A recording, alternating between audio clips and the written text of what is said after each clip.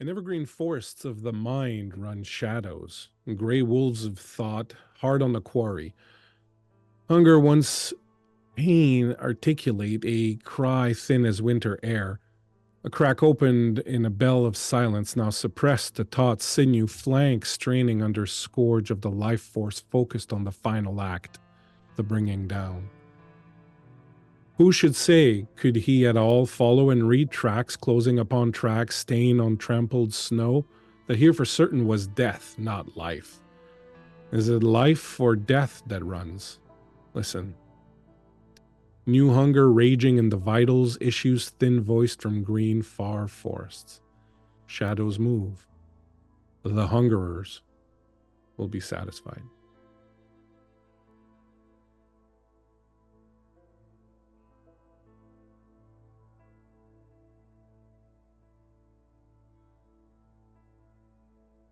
The radio crackles to life. The family gathers around it. There's not much else to do on these cold, lonely nights, and so the people stoke the fire and get something nice and warm to drink and huddle around the radio.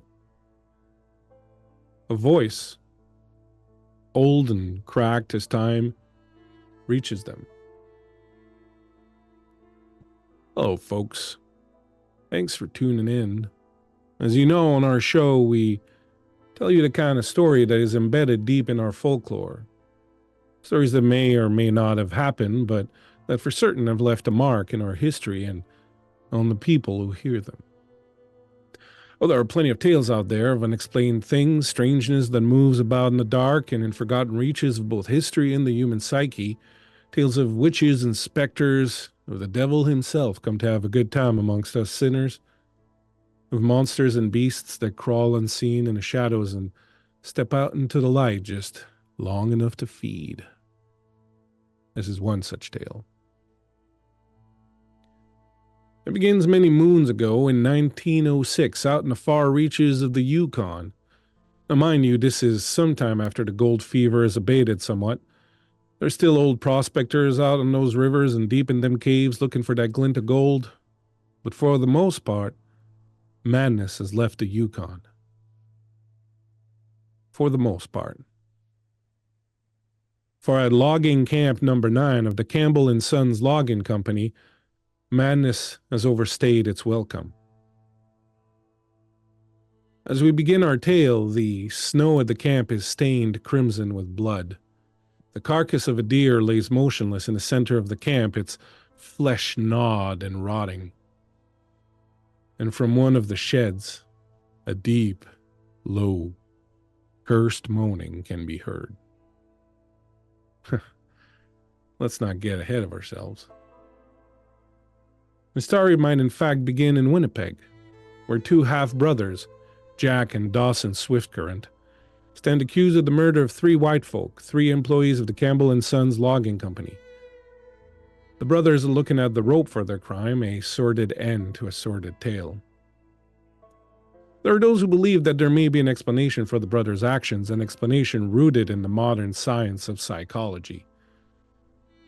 It is November 4th, 1906, 2 days before Thanksgiving. Beatrice B. Atkinson, a psychologist specializing in criminal behavior, boards a train headed for Dawson City in the Yukon, charged with interviewing witnesses and survivors of the events at Logging Camp 9.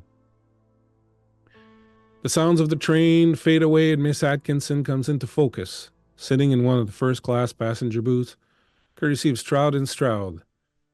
The vista outside is breathtaking, a panorama of such glorious natural wonder that it would take even God's breath away. But here and now, Miss Atkinson seems to be perhaps too preoccupied to take into view. Along for the ride is a young clerk of the Stroud and Stroud lawyer firm charged with representing the Swiftcurrent brothers, Miss Amelia Constantine. As the train rolls out of the station, Miss Constantine hands Miss Atkinson a thick folder crammed with yellowed legal sheets of paper. You should have enough time during our trip to Dawson City to study the case, Miss Atkinson. And of course, I'm intimately familiar with it and can answer any questions you have, if questions you do have. Bee will sort of readjust her glasses and sort of take a look at what she sees and sort of hems and haws over the paperwork and flipping through it. She makes notes on the side where she can, sort of shake her head to it. No, this seems to be all in order. May I ask you a question? Of course. You interviewed the Swift Current brothers.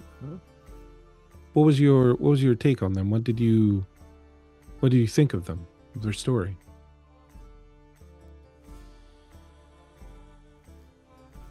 Historical trauma does much to the mind, my dear. Unfortunately for these two brothers, I believe it is nothing more than a case of the classic. My time at Rockwood has taught me two things. Violent acts are not caused by some supernatural event. Nothing of God, nothing of an act other than an unfortunate diagnosis. Paranoia and delusional disorder, I believe, are the diagnoses these two brothers have gained for themselves. I believe treatment and institutionalization will be our best bet.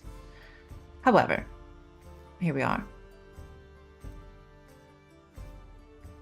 And so you think we'll be able to find something then to, well, if not get them off, at least lessen their sentence and not send them to their deaths?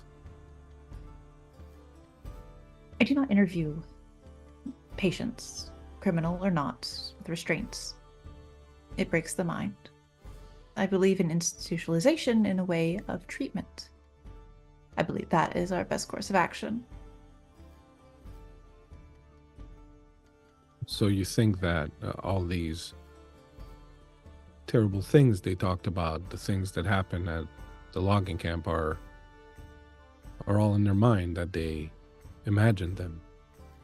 Dementia praecox, my dear.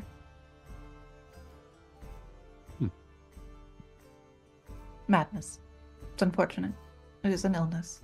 And it can be cured, I believe, through the right therapies. However, we will find an answer. What has not been discovered cannot be washed away as simply that, undiscovered.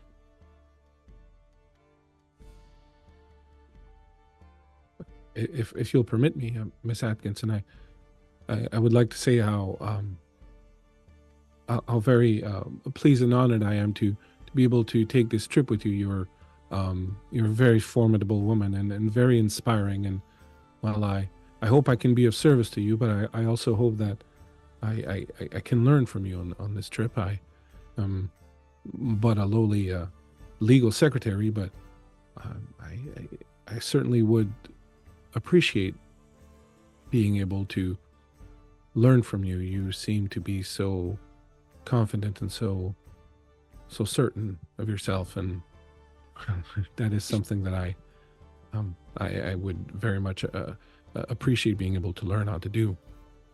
She'll take her hand and sort of give it a squeeze and lean in very close. Make no mistake, darling. I am not competent. I'm not self-assured. I am not formidable. I'm nothing but a weak mind in a bag of flesh. My only difference between those and those around me is that I have intelligence and a slew of books sitting in my father's home. That is it. If you'll pardon me, Miss Atkinson, I'd also say that another difference between you and many of the others is that you take no guff. No. Not anymore, do I? Well, if there's anything I can do to help on this trip, please let me know. I'm at your service. Stroud and Stroud is dedicated to the brothers and to helping find a way for them to avoid the unpleasantness of hanging. So if there's anything I can do for you, please don't hesitate to ask. You can begin by telling me about these two individuals who are to be picking us up. Oh, yes. I can actually do that. And she brings out her little carrying case and she starts going through the papers. As she is doing that, as she's going through this paperwork of hers, you look out the window. You see that Fort Constantine pulls into view. It was the first Northwest Mounted Police post established in the Yukon in 1994. Once the seat of power in the territory, it has fallen into some disrepair now that Commissioner W.A. Walsh has relocated to Dawson City. It is still, however, a sight to behold, with a tall wooden palisade, a vast number of timber houses, a prison, a central police headquarters, several trading posts, a saloon, and a few other whiskey joints, a hotel, and even a house of pleasure. It is now far from bustling, though this is the busy season, with many of the gold diggers and trappers of the region moving south for the winter and eager to trade in what gold and pelts they have garnished for the winter. The land beyond it is one of savage beauty, with pine forests as far as the eye can see, snow-capped mountains looming on the horizon like titans just minding their own business, heads in the cloud, and right now a rising sun that is smearing the horizon with red, ambers, and yellows, the colors splashed across the sky as if from a careless painter's brush. What is certain, though, is that winter is on its way, as the clouds around the Titans hang low and heavy and threatening, promising a sudden and no doubt frosty winter to come. The radio crackles. The man's voice returns. Meanwhile, awaiting the train and its passengers are two other people who perhaps blend in a little better with their surroundings. On one end of the platform, clutching the letter from Stroud & Stroud, hiring her as a medical professional to assist in Miss Atkinson's inquiry, is Mrs. Florence Moore. As she spies the smoke plume of the train approaching the small stop near Fort Constantine, Mrs. Moore is perhaps unaware that her hiring came after a number of other medical professionals in the area passed on the job offer, for various reasons. And if so, many of them, all men of course, passed on the job, one might be inclined to wonder why Mrs. Moore decided to take it. As the rest of the people on the platform fade away into darkness and a solitary beam of light falls down on her, perhaps Mrs. Moore will deign tell us a little bit about herself and, well, why she took a job so many others refused. You see Florence standing there, and she's a woman of average height, average build. A comely woman, though she is a bit disheveled looking. She's clean, though unkept. Like, maybe she takes care of herself, but she just doesn't have time to pin her hair just perfectly like another woman would. She's been a doctor in these parts for some time now, starting out as a nurse, and doctor just sort of fell in her lap, per se.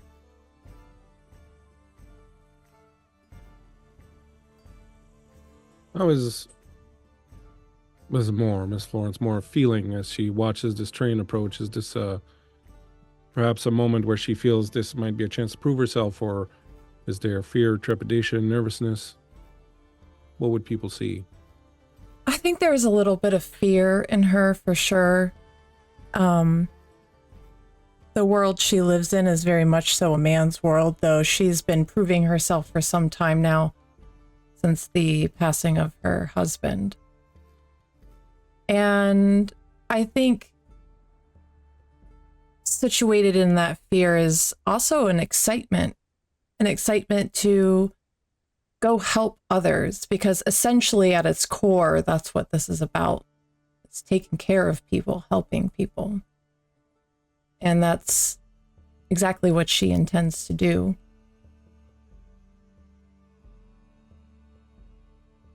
The old dog near the fireplace rolls over, finds a more comfortable spot in the heat, falls right back asleep. Grandpa reaches over and turns up the volume a little bit on the radio. He's hard of hearing, see? He thinks to himself as he does so that indeed helping people is the lifeblood of the community in a place as remote as the Yukon is, and well, if you can't help each other, there's not much hope for anybody. As the train comes to a stop, we see the final member of our troop tonight, standing back away from the crowd and keeping a wary eye out, is Albert Wessex, a man who knows these parts as well as anyone alive. In his pocket is a payment chit from Stroud and Stroud, or rather their agent out in these parts, who recruited Albert a scant few days ago out of 40 Mile, just up the river. Albert, of course, has heard all the stories and the rumors about Cam 9, and, well, let's see what's on his mind about the whole thing and exactly who this rough-looking individual is. Albert stands there in his coonskin cap and fur coat and fur pants, very much looking of a man of the wood, not much man of a civilization. And as he stands there, he can't help but wonder, what's all this about? There's no reason for all this. Just a couple of folks got into a bit of a scuffle, and that's all that it is. Like, they're sending out all the hooting and hollering, but their chits spend the same as others, so that's all that matters. Time to take another one of these city folk out into the woods and hope they don't get eaten by a bear. Is Albert from these parts, or did he come here from? Albert's from Arcandor? around these areas. He's not from the city per se, but he's been here long enough to know that he would like to get out of this town as soon as possible.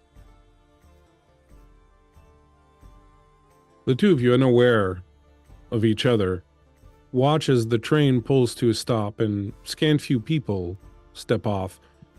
But you recognize immediately two women you're supposed to meet, both looking very urbane, very much of the city. One is younger, perhaps 19 or so years old, a little bit plump and a little bit comfortable looking in her skin, and very pretty with dark black hair and carrying a little satchel, a little leather satchel that looks to be overflowing with papers and other things. And as she steps off the train, she looks at the last member of this little group and waits for Miss Atkinson to step off the train. Miss Atkinson, when you step off the train, what do your two new compatriots see? You see a painful softness before you. Starting from the feet, two relatively new, barely broken in winter boots. Barely skirt past a wool skirt. As you trail up, you'll see a nicely pressed blouse, a wool coat, soft hands clutching the folder that was given to her, and then a leather notebook, as well as another book, kind of tucked underneath her arm and close to her. Her face is pretty. There are delicate features to it. Dark hair pulled up into a bun and these sort of wide, unblinking eyes. But what is most unrecognizable or most remarkable, most striking and standing out to you is the ghastly large scar that splits her face nearly perfectly in half, starting from the forehead and trailing down to the carotid artery. And she steps off the train, and she is somewhat tall, lanky, and mouse-ish in the way that she kind of curls in on herself. She doesn't want to be noticed, but she does want to notice everyone around her.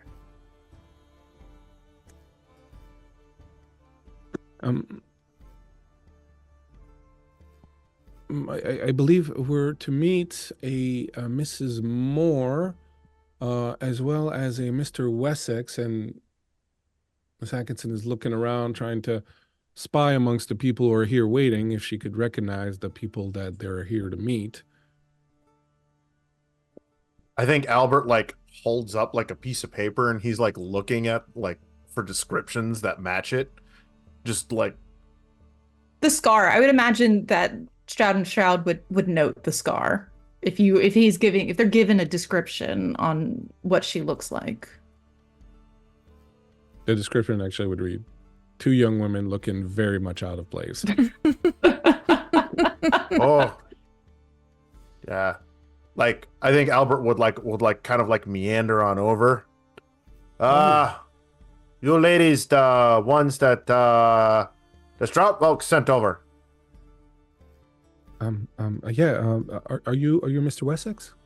Ah, that's me. Yes. Hi, I'm Miss Constantine. This is Miss Atkinson. We are from Stroud and Stroud. Pleasure to meet you, sir. She extends her hand. He like awkwardly takes it, like. Yes. Thank you. This is Mr. Wessex. He used to be our guide here. He I am told he's very well known around these parts and knows the area very well. Miss Atkinson. B will stick her hand out like a normal handshake. Beatrice Atkinson. He like he does the whole thing where like he grabs your fingertips and kind of like shakes it a little bit, right, and then lets it go. And he just like there is a very strong odor of musk and dirt that comes off of this man. So you often will know where he's at, not visually, but through your nose. Yeah. Olfactorily. She worked at Rockwood. She's fine with a bad smell. Beatrice will kind of retract her hand and go for it again. May we try again, Mr. Wessex? Oh, I didn't want to take any liberties there. I mean, you're looking a bit fragile in your dress and garb, so I didn't necessarily want to run the risk of hurting you. But if you'd like to go for it, and he like straight up like grabs the crap out of your hand and just like crushes, and he's just like, "Oh, good to meet you." Call me B. And she will keep as straight of a face as she possibly can as he's crushing her hand. And internally, she's like, you can see her studying you very carefully and very closely and meticulously. Well, I wish to respect your wishes, but my mother didn't allow me to stand on certain ceremonies, but some things I prefer to call you Miss Atkinson if possible, because that's, you know, I don't quite know you in the godly sense to be calling you B. She's gonna look at Amelia and quietly whisper, Amelia seems pretty shocked by the entire thing. I will run away. Well, I wouldn't recommend that. There's bears in these woods.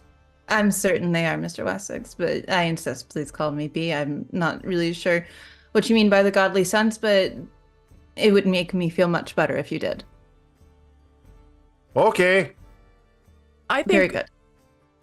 Florence is drawn to the sound of Albert's voice over the crowd and recognizes them as her team. And as she's approaching, you see a very plainly yet smartly dressed woman in linens and wools.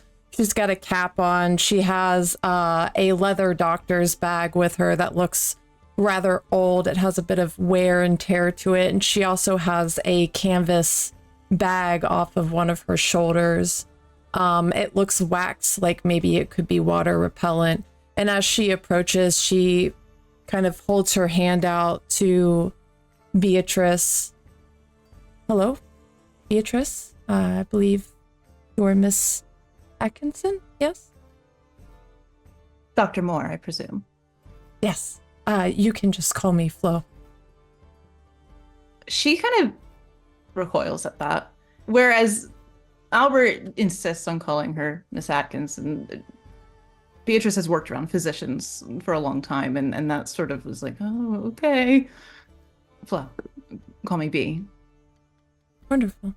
And you must be Mr. Wessex. I heard about you, best doctor in all the Yukon. Thank you, Mr. Wessex. I'm sorry, doctor. I did not have it in my files that you were doctor. I'll update them, of course. All my files indicated your name was Mrs. Moore. Amelia. Yes. She practices medicine. She treats people as a doctor would. Oh yeah, absolutely. I was just wanted to make sure that Dr. Moore didn't take offense at our oversight. I'll make sure to correct it in all future correspondences from Stroud. Oh, I'm Amelia Constantine, by the way. I'm the clerk for Stroud and Stroud. It's a pleasure to meet you, Dr. Moore. Yes, I'll make sure. And she's like scribbling furiously in her little notepad. I'll make sure this oversight is corrected in the future correspondences. Miss Constantine, is it there? Yes, Mr. Wessex. Yeah. Indeed. If you're gonna survive up here, you may want to take a little sip off a laudanum, perhaps, or something to ease them nerves a bit, because you're gonna spook the horses and the locals, and it ain't gonna go well. Oh, I don't think, unless it was under physician's advice, that I should be drinking laudanum. But thank you, Mr. Wessex. I'll work on getting my nerves under control. I believe you were supposed to hire a wagon for us, Mr. Wessex. Oh, that yeah, taken care of? yeah. Yeah, we got a wagon round the way. As you see that, you see the porter from the train pushing this little wheelbarrow thing that's just got piles of luggage. That wouldn't be all yours now, would it? No, no, of course not. That's just mine. Miss Atkinson's luggage is coming up just, and you see, like, I don't know how much luggage would Miss Atkinson have. 2 bags. And our porter comes and brings 2 bags. Like, at this point, Albert gives a long look at Florence, like, they ain't gonna survive up here. Florence is just shaking her head and watching everything unfold. I will note that one bag is simply like a tent bag, and the other bag is her like pack, basically. She's from the city, but she's schmackriel. Mr. Wessex, I apologize for my companion's perhaps overzealous packing. Most certainly we can take 1 bag. Miss Constantine. I mean, I just wasn't sure what kind of weather we'd be getting. I know that this is November, and so the harsher weather is coming, but I know that the winter is not here yet, so I wasn't too sure exactly what to pack. I did whittle it down to 3 different pairs of boots, 4 different pairs of shoes, 6 different dresses, 2 different overcoats. No, Amelia. Yes? 1. you need a good coat, sturdy boots, some gloves, a hat. I mean, I can let you borrow mine if you ain't got one. Here you go. You know, you can happily use it. I got enough. I've got enough hair on my head to keep the rest of it warm. It's okay. I'll be all right. I have some. So perhaps once we get to the hotel, I'll go through this and whittle it down a little bit some more. So just as a reminder, we will be today going to check in at the hotel. We will then be heading to the Northwest Mountain Police headquarters here, where you get to interview one of the mounted police who intervened at the fort, Officer Colin McSorley. And there are 2 other witnesses to interview, one Mr. Murtry and one Mr. Hornshaw, both of whom were present at the logging camp during the events last year. Miss Constantine, I'm not necessarily one to tell you how to do your job, but I think discussing this on the trainway is probably not the best idea. I'm just... Yes, absolutely. Shall we then? Shall we... Porter, would you that's our wagon there? Yeah. Porter, if you would, please. 1 bag, Porter. 1 bag from the pile. Which bag, ma'am? Guess. But what about the rest of my... She checks her watch. You have maybe about 5 minutes to pick a bag. I would like to get going quickly. All right. That one. I don't mean to overstep my bounds here when I say this, but the woman's quite frazzled. You might want to ease up on her just a little bit. She's obviously outside of her element and in the elements. I'm all right. I'm all right. Exposure therapy is quite effective for most patients. Mm-hmm. We call that frostbite. I think I like you very much, Mr. Wessex, but Yep, sure. I'll be okay. I'll be okay. Just give me a moment. And she goes through and she'll pick something in the portal, say that they'll keep the rest of the things there. They'll load up into the wagon, and the four of you will find yourselves in the wagon. Although I assume you might have your own horse, Mr. Wessex, if you want. You get on the wagon. The wagon driver gives his horses a flick of the wrist, and they are off, jangling along the hard, newly frozen ground. As you approach the fort, you drive along a series of low tables where butchers are hard at work preparing the game brought in by hunters since the night before. Their breaths rise from their mouths in plumes of fog in the chilled early morning air, just as it rises off the cuts of still warm meat, the life barely drained from it. The blood from the carcasses is frozen on their hands, on their aprons. The meat hangs over smoking barrels after a salt rub-down, glistening wet and bone-white in the early morning sun. The smell in the air is blood and offal and meat mixed with smoke and tobacco. One butcher's thick, hairy arms covered in frozen blood wipes his forehead with a backhand, leaving a trail of deer blood there, and dark red and obscene. Then you are swallowed by the fort, entering via the front gate. Your driver guides you through the busy main thoroughfare and pulls up in front of what appears to be the Northwest Mounted Police Headquarters.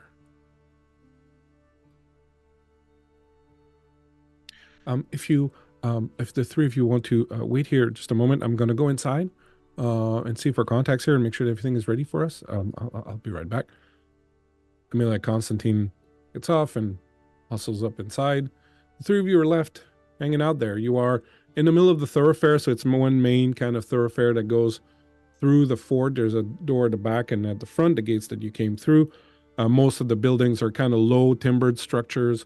You can see on one side are kind of like all the sort of urban amenities. There's a saloon and the police headquarters and the hotel and things like that. And on the other side of the thoroughfare are like little whiskey joints and tents, supply stores, things of that nature. There are people coming and going. There are a lot of people with carcasses or with pelts, things like that coming and going. There are several wagons that are being loaded up to be taken out. And it's really kind of the end of the year here where everyone's trying to get out to the south and selling everything they can to, pay for their winter. So there's a lot of the mercantile traffic sort of going on around this area. But the three of you are there for a few minutes. If any of you want to do or say anything in that time. This isn't exactly my purview, or much less what I'm paid to do.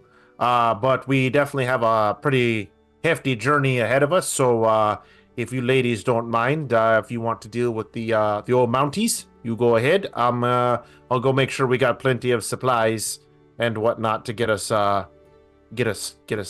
where we need to go. Very good, Mr. Wessex. Thank you, Mr. Wessex. So Albert will hop off the wagon and head off towards the supply store. Dr. Moore and Miss Atkinson, you sit there for a moment in silence. Is there anything you wish to address, or do you just wait for Miss Constantine to return? No, I think B kind of breaks the ice.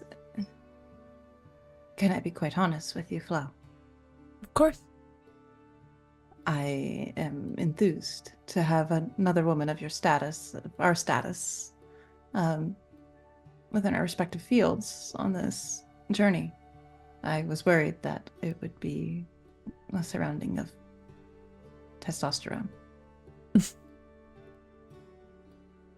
It's nice to see another woman in the practice, for sure.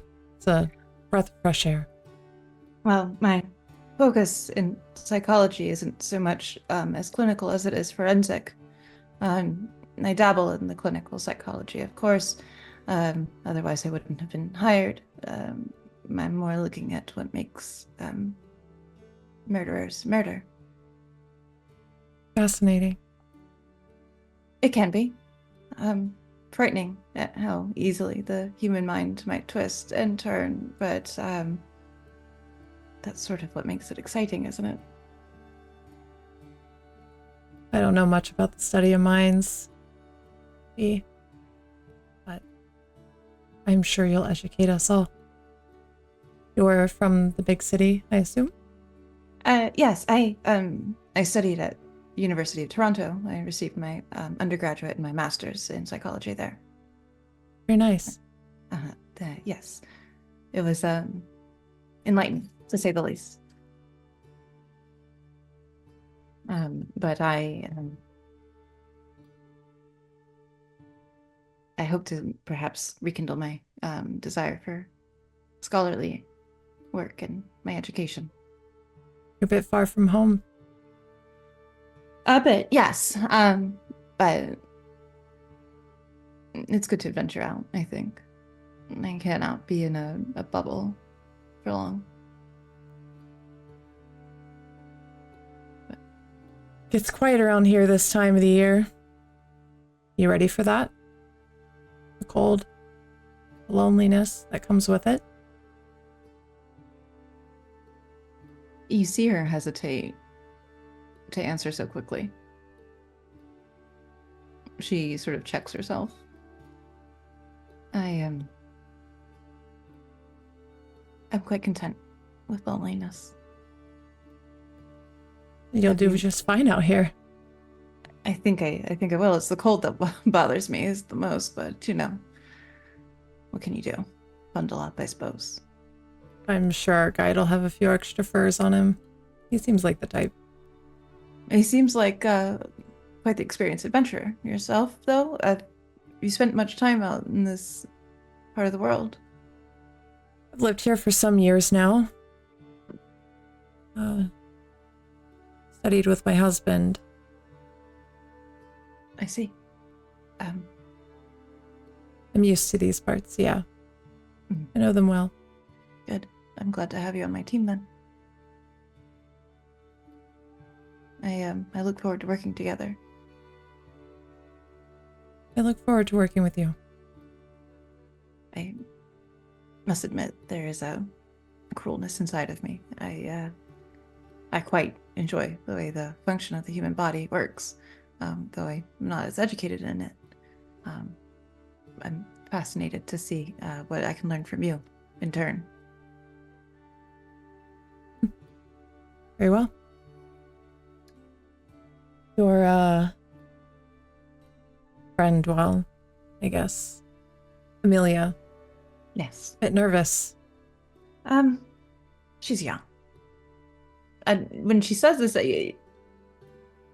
it's not like B is much older. She's probably in her mid-20s. But there is a sort of a wariness to her own eyes when she says that. Maybe when we get to our destination, have a moment to settle down, I can brew up a little tea, calm her nerves a little. I would be grateful for that. I hadn't expected her to be as nervous, and she's an employee of Stroud and Stroud, of course, a clerk. But I wouldn't necessarily have her in my own practice with nerves like that. I'm hoping some exposure therapy, like I said earlier, will do her some good. Right. Forgive me if I seem overly critical. Of course not. You say this, Amelia Constantine, Amelia Clark, so Taming Dragons. Amelia Constantine comes stumbling out of the headquarters. She's like, all right, Officer Colin McSorley is here. He's willing to talk to us. It seems there were some issues. One of the loggers we're supposed to interview, Mr. Fred Murtry, was arrested a few nights ago. He's here also currently in the jail cell. I'm told he's in all sorts of states, so I'm not exactly sure what we'll find when we talk to him. I do have word that the other interview we're supposed to do, Mr. Paddy Hornshaw, we should be able to find him at any one of these, and she points to the tent whiskey joints across the road. One of these fine establishments here whenever we're ready. However, if you want, I would perhaps suggest we first speak to Officer Colin McSorley, who was one of the arresting officers a year ago. There were 5 of them. He's the only one who's still here. The other ones were sent having, it says here, having endured intolerable shock to the system by what they had seen at the logging camp. Only Officer McSorley remains. Will that be fine, Miss Atkinson? Of course, it's perfectly fine, dear. Question though. Yes. No relation to the court, is that correct? Or to the fort, not court. Who? You. Constantine. Oh yes. Oh yes. Yes. Yes. Actually, my grandfather built this place. Curious. Yes. It was some years ago. He had been charged with coming to the Yukon to see what the state of law was like. He came here and saw that the Americans were kind of starting to take over, and he had the government basically pay for this fort to be built and to be staffed by 20 Northwest Mounted Police officers. So I was very glad to get the opportunity to come back here. Of course, I've never been here. My parents have lived in Toronto for most of their lives. My grandfather is no longer here, of course, either. He's retired now and living in Toronto. But yeah, I guess it's sort of a little family thing to come and visit the Yukon, I guess. I hope it's not going to be a problem. No, it was just a moment of curiosity. Thank you, though. If you will, Doctor, Miss Atkinson, right through this way, we can speak with Officer Colin McSorley. Very good. When you walk into the police headquarters, you find about 3 Northwestern Mounted Police in their red serge outfits with the bullet bandoliers and their broad hats, sort of busy at different things. One of them comes up to you. He's an older man with a big flowing mustache, and he takes off his hat, and you can see he's got a bald pate, and he's kind of a very burly, large man. Fills out his suit really well. Looks to be maybe in his late 40s. Miss Atkinson, I take it? Yes, the very same. Excellent. And you would be Mrs. Moore. That's I.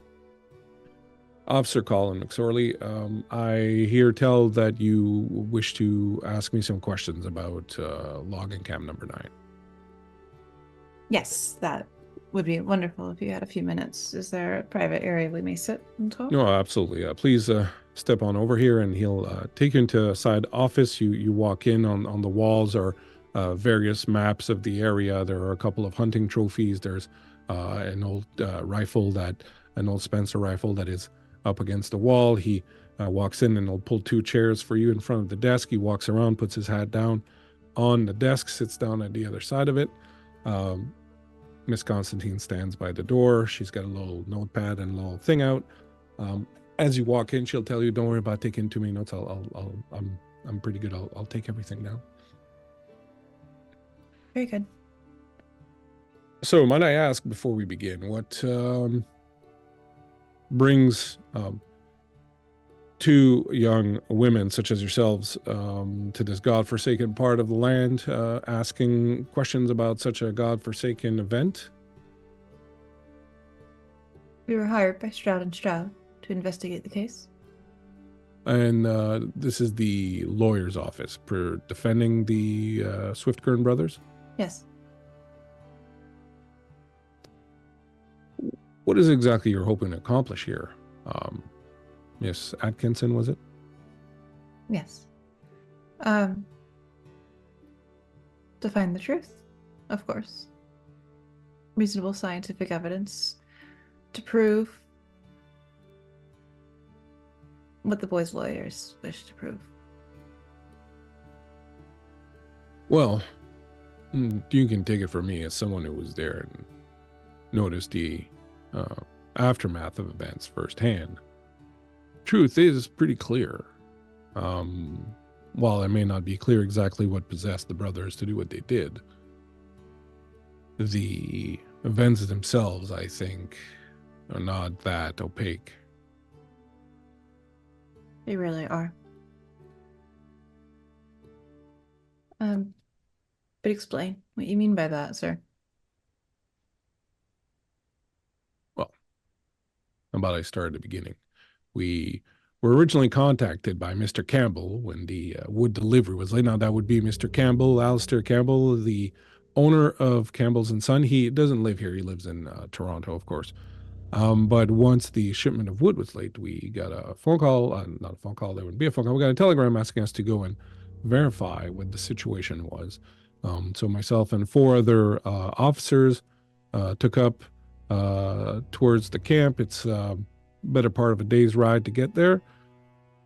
When we arrive, we found everyone at the camp raving drunk. Now, this was the day after Thanksgiving last year. So they'd been partying, as people are wont to do around that time of year. We got there, everyone was sort of raving drunk. The 2 brothers, Jack and what was the mute one's name? Daryl or Dawson Swiftcurrent, were chained to a post.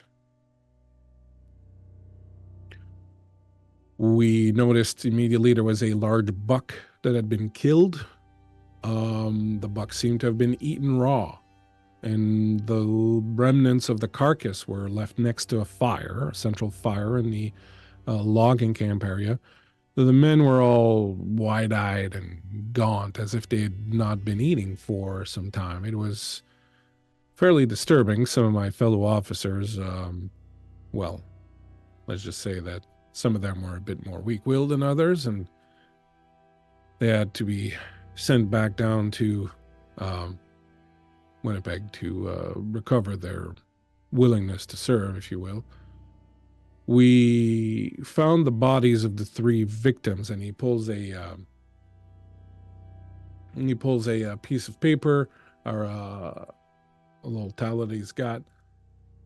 That would be Annie Felders, who was the cook, Byron Leeds, the quartermaster of the camp, and Thomas Increment, one of the loggers. I believe he was the steam mule operator.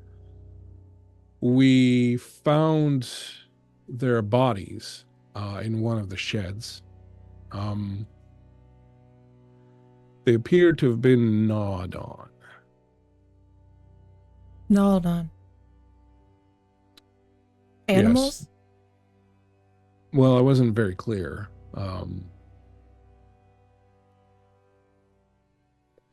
They had been killed by more traditional means. 2 of them had been stabbed. 1 had been shot in the head at close range. But it appears that their wounds, their bite wounds, had not been entirely post-mortem, though we were assured later that some of them were. You have to understand that it was a hellish scene. A hellish scene. There was blood everywhere. Everyone was deep in the throes of some devilish bacchanal. People were whooping and hollering. Like I said, they looked like they hadn't eaten in the longest time, but they were all drunk. The brothers were the only ones who were not drunk. They had been beaten severely by the other members of the fort, and then chained to this post. Had been there overnight. I was very surprised none of them had suffered from frostbite. It seems the events took place on Thanksgiving that year, the day before. As we were told the story by the loggers, the brothers had come into the fort. They were not known of the people in the logging camp. They had come in hoping to do some trade. Apparently there were some shenanigans of some sort. People felt that the brothers had been trying to swindle them and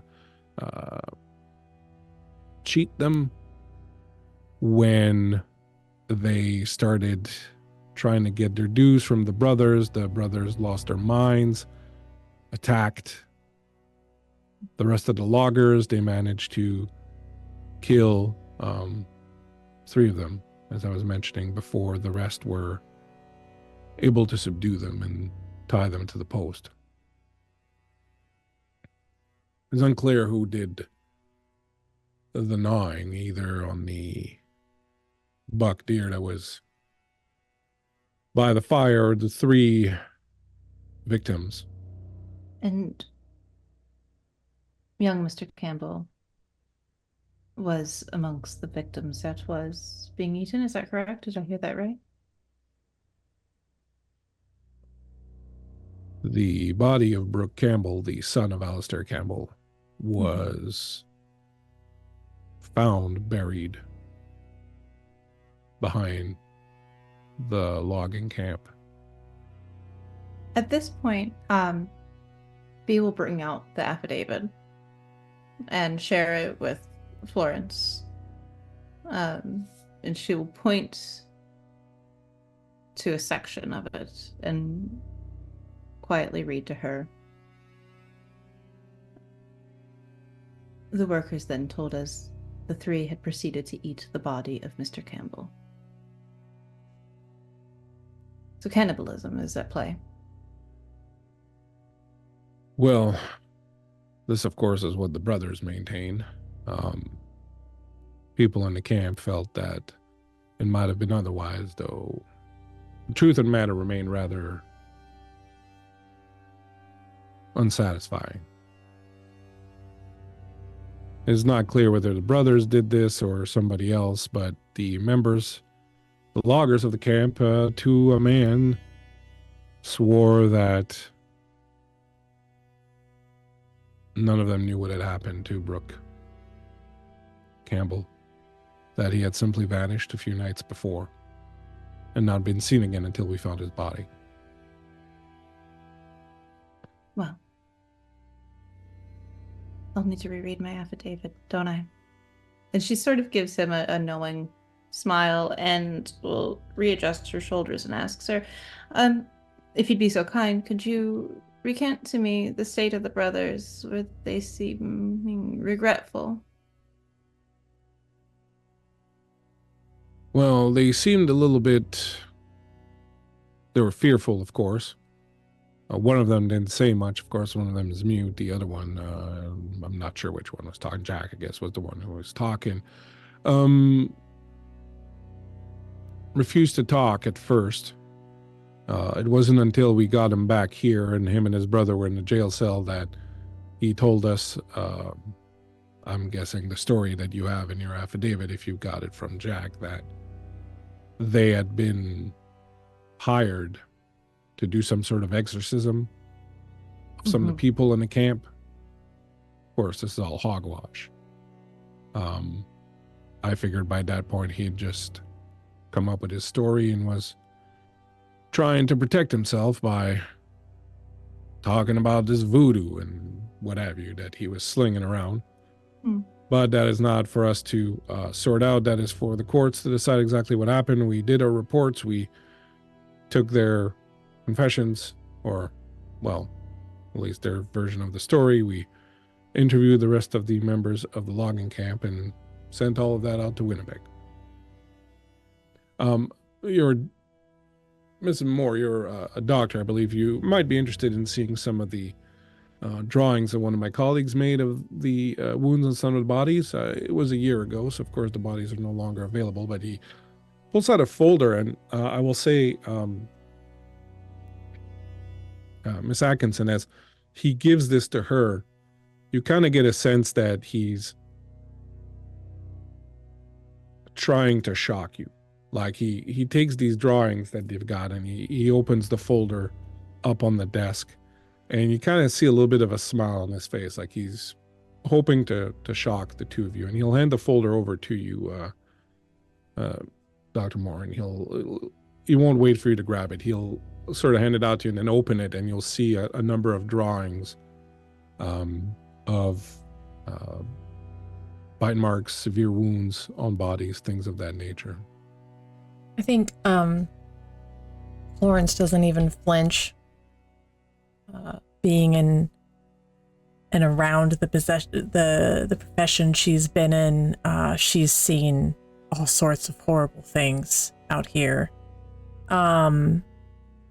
Looking at the images, they definitely look like human bite marks. Like she as a doctor would be able to discern that. So go ahead, because it is a drawing, it's a little bit more difficult than if Right. you were examining the body. So if you would go ahead and make me an intellect roll. So the way Okay. the system works is that the characters have 3 different stats: might, speed, and intellect. All the rolls are based off of these pools. Currently, I will say that this is a challenging roll. Okay. So task difficulty of 5. However, you have, let's see what you have in your skills. Do you have anything pertaining to medicine? You have understanding? I do. I have understanding. Yeah. All right. So I will say you have understanding, which is trained, so that'll lower it down to a 4. Okay, so I roll a d20 for this, correct? Yeah, you could, if you want, spend points from your intellect pool to lower it down to a 3. Since you have an edge of 1 in intellect, it would cost you 2 points of your intellect pool to lower it down. No, I'm gonna try to hit this. See how we do here. That's a 14 on the dice. All right. 14, you need a 12 or better. Okay. So you succeed in making this roll. You can see that there was some hesitation in the way the drawing was made, but mostly from the shape of the bites and so on and so forth, you can fairly clearly tell that these were human bite marks. Some of the bodies, some of the drawings show just bites. In other places, it shows bodies being completely gnawed. The knife wounds that are drawn seem to be very aggressive, and not like, this is not someone who was killed while they were mobile or something like that. Like, this was someone who was fighting, who was moving. The wounds are erratic, kind of all over the place. The only one who looks like they were killed maybe while not defending themselves is the one who was shot. Right now, you're not clear on who's who because the drawings don't give the full body. But the gunshot wound appears to have been done really like at close range at the head. The remains of Brooke Campbell show a level of the amount of flesh that is missing on the body is not the amount of flesh that could have disappeared in that amount of time simply through putrefaction. It would definitely some of it had been taken off. You do notice that none of the wounds on Brooke seem to be bite marks. Rather, he seems to have been fairly skillfully flayed and butchered. In some drawings, you can see evidence of some knife marks on bones, things of that nature, but the cuts are all clean, they're all sectioned off, and it seems to have been made with the use of a knife, sharp knife, and by someone skilled in butchering. She's going to point to the images of Brooke and look to Miss Atkinson. This one's been treated a bit differently than the others. There's a skill here. Bea will lean in and sort of glance up to you over her glasses. Skill. The others you see here, these are human bite marks. She seems a little upset when she says that. This one, it's different. It's like they took their time. Like they cut pieces of meat off of him like you would butcher a cattle or the like.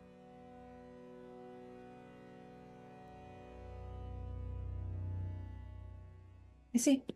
And she'll sort of look over her shoulder at Amelia and sort of nod to tell her. Amelia looks a little pale as she's furiously taking notes of everything that's being said. Yeah, she's A little nodding. sweat on her brow. She wants special note of that. Yeah, yes. And she'll look back at Flo. Dr. Moore, do you see anything further that might be indicative to a presentation of insanity? So go ahead, Creep, and make me another intellect roll. And you do have understanding, and I'll say it applies to this also. So we'll say this one time. This time you're looking at a 4 base, so with understanding you can drop it to a 3. Okay. Just I want to see if you would notice something. So you're rolling over a 9. Okay, yeah. Ooh, that's 16. All right.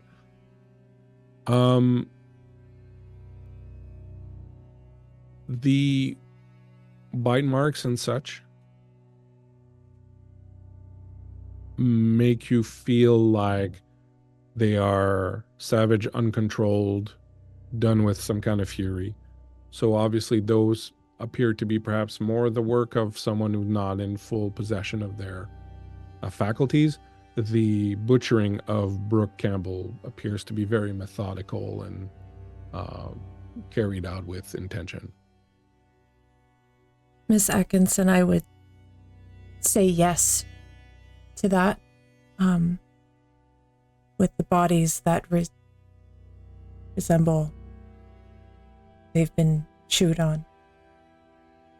But with this one in particular, whoever did this to this person knew exactly what they were doing. They had full control of their hand. Very good. And she'll kind of wave a finger over her shoulder again for Amelia to make special note of that. Your pencil going furiously. Now, I believe you wanted to speak to Fred Murtry also? Yes. Well, we had to arrest him a few nights ago into a bit of a fracas at one of the saloons. He tried to kill a man.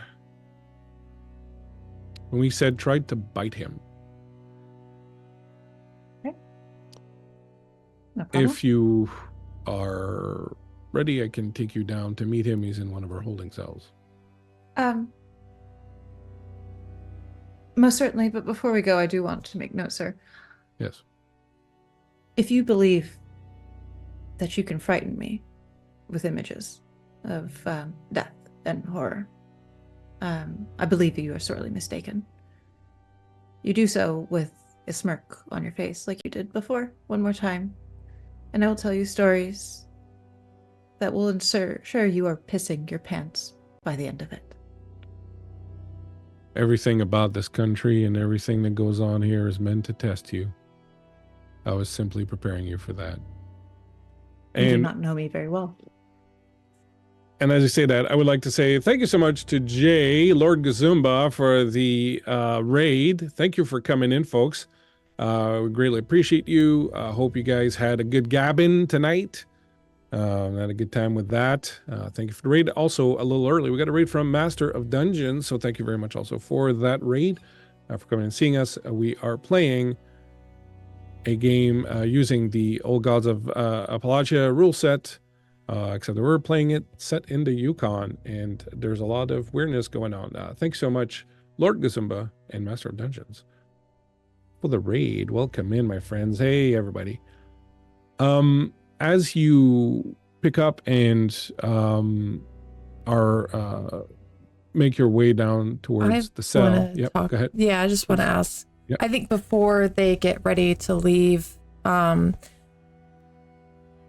is going to look across the table to the officer and say, just one more thing, just for my own clarification. You say that when the men arrived, the others there were under the influence, drunk. Was this verified in any way, or was just an assumption made by the way these men were acting? Mrs. Sorry, this is the Yukon. There's really only two things man can rely on to get through the long cold winters, and that's either the warm touch of God or a little bit of that whiskey. And as a sworn officer of the peace, I've learned to make the difference between the two. And I can tell you one thing.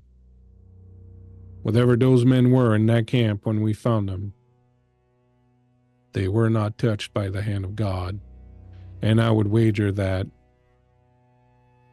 wherever God was on that day, it was as far away from that place as he could possibly be. Understood, officer. I just know how our men around these parts do like to drink, and every once in a while you get your local alcoholic, your local drunk, but what you're describing seems off for a whole group. Jeez. Well, I've seen what a group of men can do when they start pushing each other to do more and more. It can get out of hand pretty quickly. Right. Well, maybe it was just the holiday as well. Well, been to a few Thanksgiving parties in my life, ma'am, and some of them have been wilder than most in my young days. Ain't never been one Thanksgiving party that ended up with me trying to bite anybody else.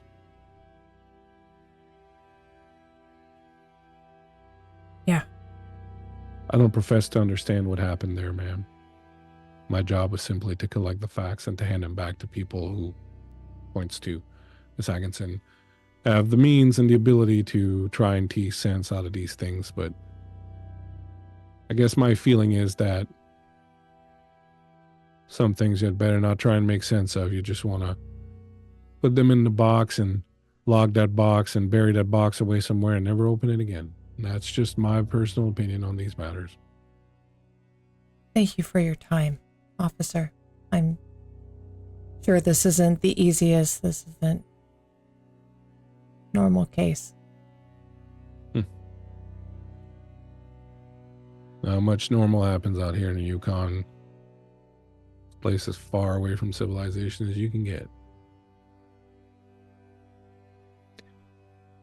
Now, if you want, I'll take you to see Mr. Murtry now. I should warn you that his appearance and situation may be a little shocking to, well, perhaps not. You seem to have pretty good stomachs about you. As a doctor out here, I've seen a lot, sir. I bet you have, ma'am. I bet you have. You have my respect for that. Thank you. Not too sure about the little one there in the back, but, well, I ain't no way to know but to do. You follow me?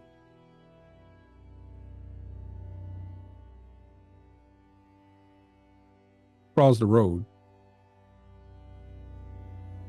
Albert. You walk on into the Junction Trade Company, the main supply store in town. Man behind the counter, this man you know well. You've done business with him before, Alfred. It's a portly old gentleman with one of those mutton chop mustaches, little round glasses. He always has this leather apron on, little pencil stuck behind his ear. Well, if it ain't old Albert Wessex. How you doing, old coot? Oh, I'm doing all right. How you doing? How's the trains treating you? They doing okay? Well, you know, it's a busy season. I'm almost out of coin here. I'm almost out of paper. I guess people keep finding gold in them there hills. Way more than I would think they would. But hey, happy to buy and to resell. You know what I'm saying? True. I just gotta take a couple of folks over to 40 Mile, and I need to make sure we got extra supplies, just in case we get caught by a snow or something like that. I think it's gonna snow. That sky's looking pretty rough. Well, they're gonna have to get there one way or another, and I'm gonna be the one to take them. You're only going up to 40 Mile, not going past that. You should be fine. You should be able to get there before the snowstorm hits. Well, hopefully they're taking forever. They're over there with the Mounties. Where are they now? Yeah, something going on up there at Camp 9. Oh, that business again. Yeah, some fancy pants lawyers sent them all the way up from Toronto to go kind of check it out. Really? What's that all about? Beats me. Some things you kind of want to just leave well enough alone. When the dog's lying and he's not barking, you kind of don't want to be riling him up. Kind of my take on it. Not gonna lie. Let me set you up here with some stuff. And as he turns around and starts pulling out some of the supplies and whatnot, you hear from somewhere behind the shelves out the front of the store. Albert Wessex, c'est toi ça? You don't necessarily understand the French that well, but you certainly recognize the voice. It is that of Joseph Robidoux. Joseph, you scabby bastard! What are you doing? You hear, and Alfred leads in. He's been here for a couple of days. He's been curing, I think. Hey, you want to go talk to him? Maybe you can get him out of here. He's scaring away the other customers.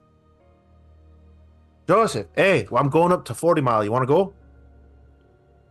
And as you come around the front, you can see your old pal. He's an older Métis man, and he's got like a shock of white hair that's kind of like cut into a mohawk, and he's got a bunch of furs on him, and he looks like he's been sleeping. There's little tables at the front where people can come in and enjoy some tea and whatnot in the afternoons, but there's nobody else there. It's just him, and he looks like he's been sleeping. There's like a pool of drool on the table next to his head, and he's kind of just waking himself up.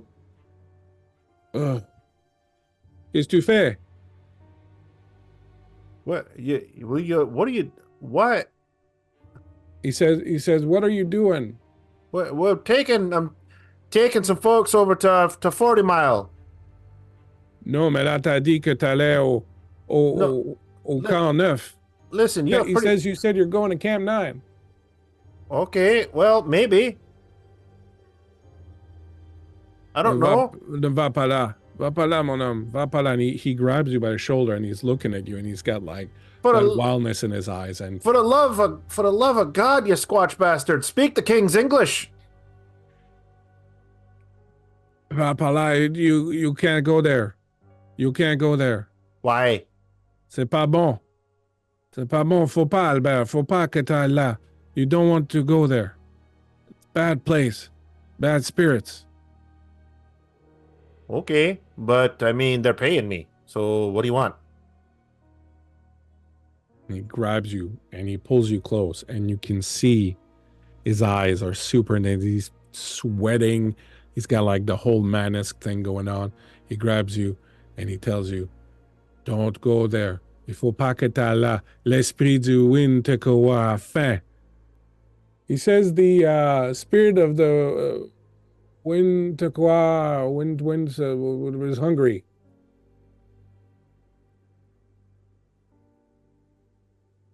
That's all just hooky.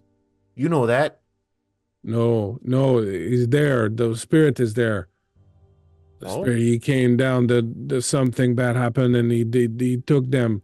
He told you can't go there. I saw it. I saw it in my eyes. It's not good. You can't go there. The men they brought back, they had it there. You could see they were thin and they had not eaten and they were hungry, and you could see et c'était la faim qui ne se satisfait pas. It was the hunger that you cannot satisfy. You can't go there, Albert. Don't go.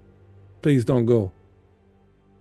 I'm contracted, eh? I gotta go over there. It'll be fine. We'll be back. Nothing will happen. We're not going to stay there more than a day, I promise.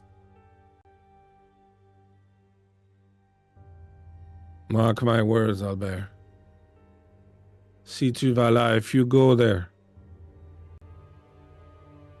tu vas mourir. Listen, He says you're gonna die. yeah, I know what he said. A lot of things in these woods have tried, but nothing succeeded quite yet. I'll be all right. He looks like he's falling asleep again, sort of on himself. Oh, you are a bit ripe. You got any soapy water by chance?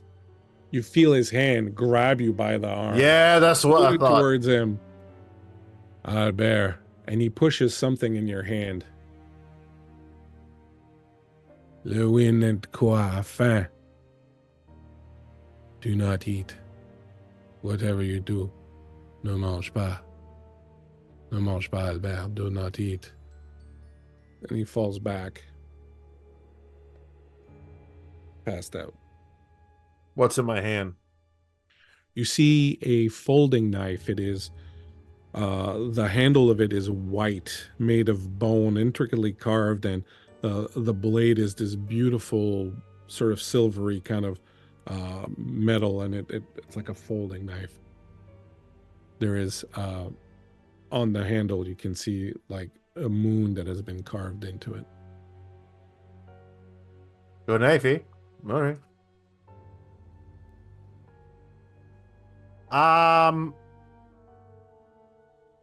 How much to let him just sleep it off? Is he passed out again? Yeah. Don't worry about it. I'll get him taken out a bit later. And what was that he was talking about? You know, some men, they go out into the woods and they're out there just touch too long. And in the case of old Joseph here, that kind of is what the case may be. They start seeing things, they start thinking things, and old spirits. Usually they cure that by drinking whiskey. Right. That is not a man that I'd be willing to put anything fermented in. As you can see, he's fermented enough himself. Yeah.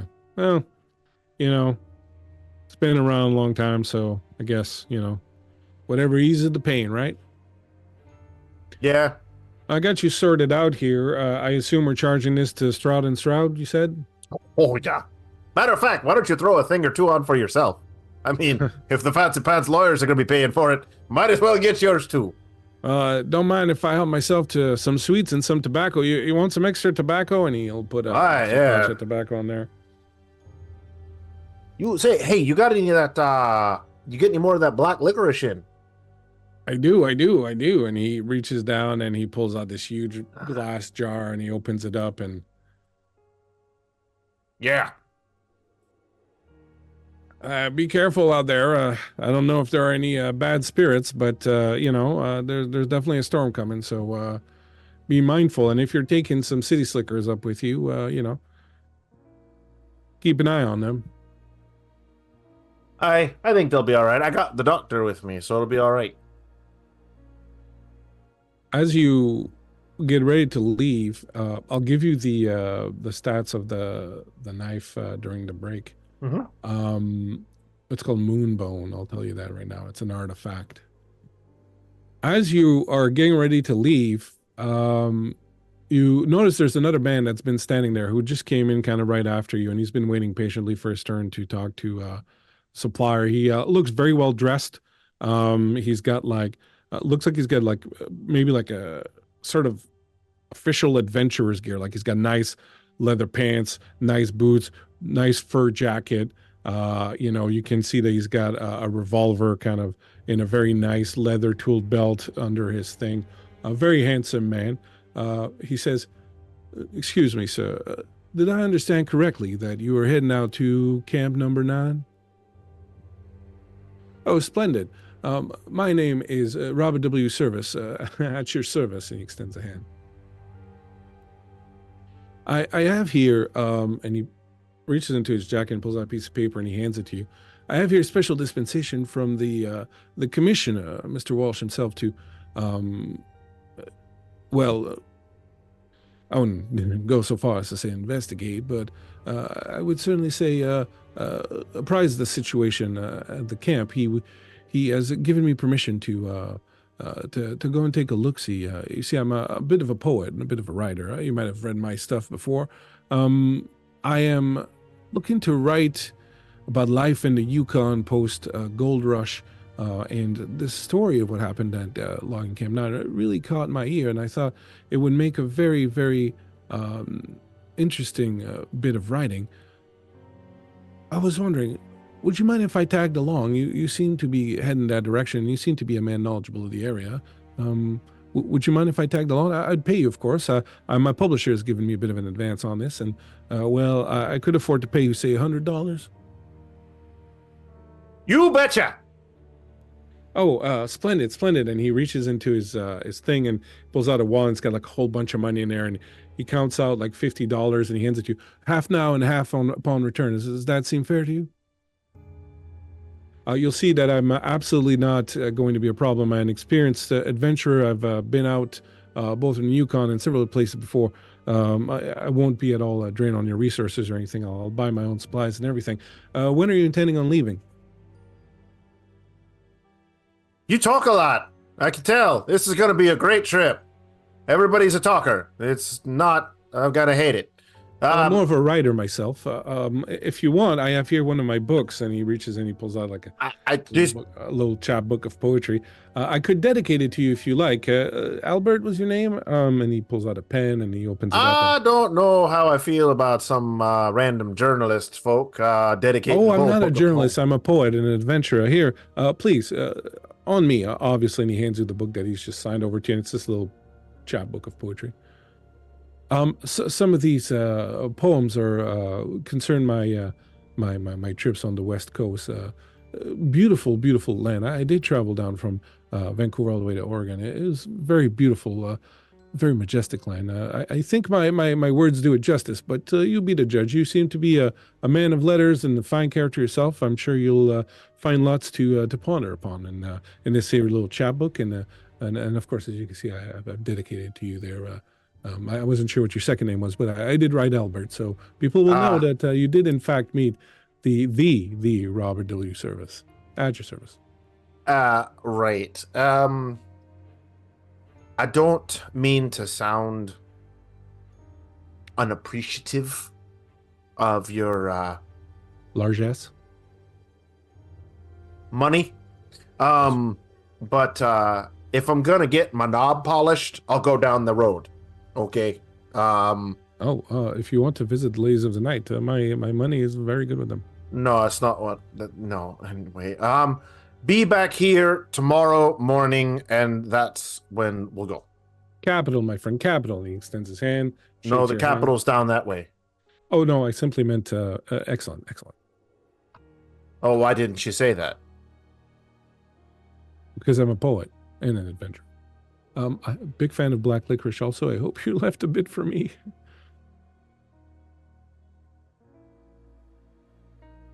May I ask See you tomorrow. May I ask you a question? I'm afraid to tell you yes. Thank you. I saw you down at the train station earlier. Was that perchance Miss Beatrice Atkinson you were with? I am not at liberty to discuss the clients that I have. Thank you. But I'll meet them tomorrow, right? You betcha. All right. Capital. Excellent. Thank you, my good man. I'm off to get my own black licorice. See you at the saloon later tonight, perhaps. I'll buy you a drink. Okay. Capital. And he walks past you and goes to the counter. What? Why are there so many people from the city here? I don't like it. Now, the two of you, along with Miss Constantine, the clerk from Stroud and Stroud, the lawyer's firm that sent you here, are on your way to interview one of the survivors or one of the witnesses of what happened at the logging camp. One Mr.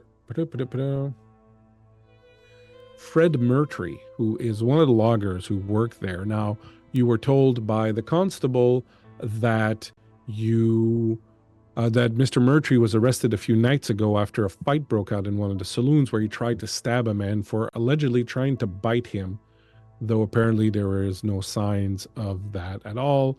People say that he was just acting strange, acting weirdly, acting spooked out, and he drew his knife and attacked a man without provocation. That is what you know, as the three of you, Dr. Moore, Miss Atkinson, and Amelia Constantine, are heading down to the cell to interview Mr. Murtry.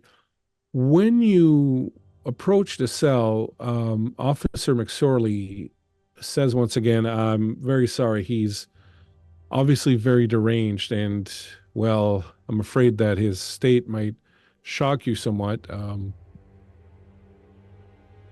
We haven't been able to really get him to calm down. He's been like this for 3 days." As you walk down to the cell, you hear coming from one of the cells in the back a sound along the lines of, "No, no, I'm so hungry. No, you can't bite me. No, no, you can't. You can't eat me." Ah.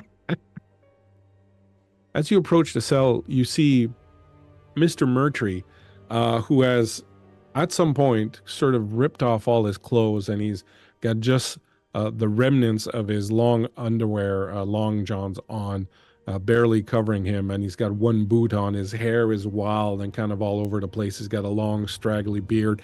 He's very emaciated, as if he hasn't eaten in like weeks. Very thin, very, you can see almost the bones protruding everywhere under his skin.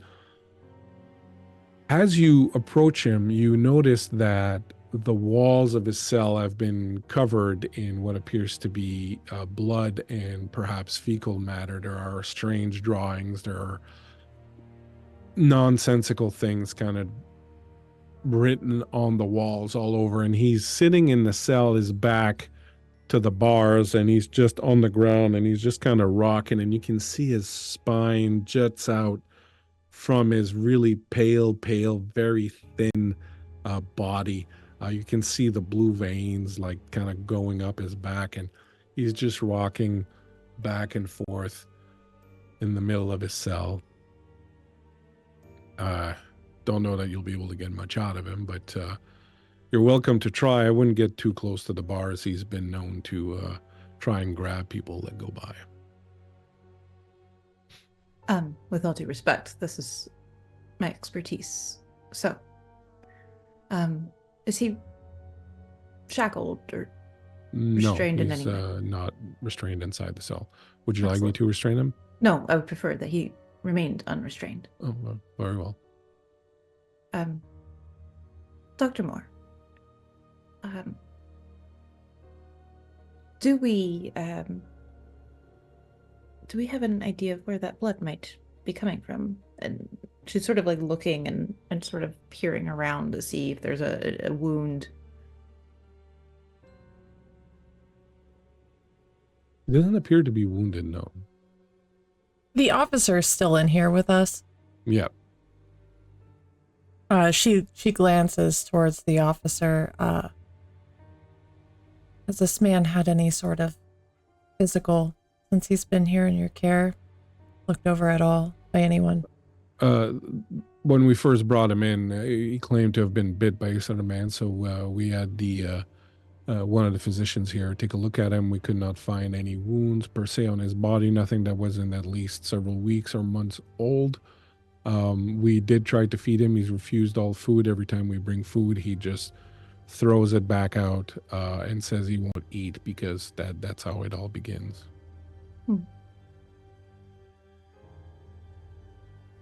Interesting. Bee's gonna take out her own personal notebook and write something down, and sort of approach the cell. The smell is horrible as you approach. Nothing you haven't smelled, of course, having worked where you've worked before. The smell of feces and blood and body odor is, not something that really bothers you, but it is pretty strong in here.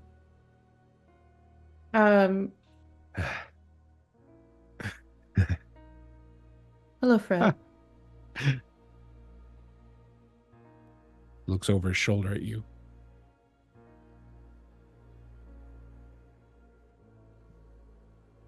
I don't want to talk to you.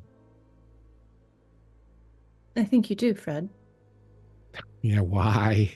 Why? Because I'm here to listen to you. You're gonna listen to me, are you? Yeah. My name is Beatrice, but you may call me B. Bee in a bonnet. Bee that stings. It stings. The bee stings. Bee. Ooh, you be kind bees. It's in my training and in my nature to be kind, Fred. Be kind to me then. Be. As long as you talk to me, Fred, I will be. What do you think I'm doing? Should I sing to you? I can sing to you. I can sing. That won't be voice of necessary, angels. Fred. Let's focus. Fred, can you tell me what happened in Camp 9?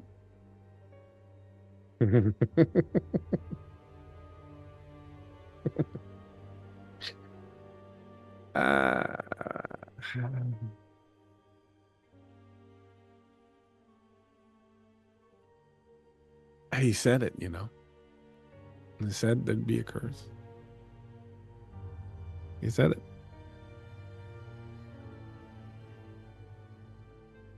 What curse is that, Fred? Oh, curse.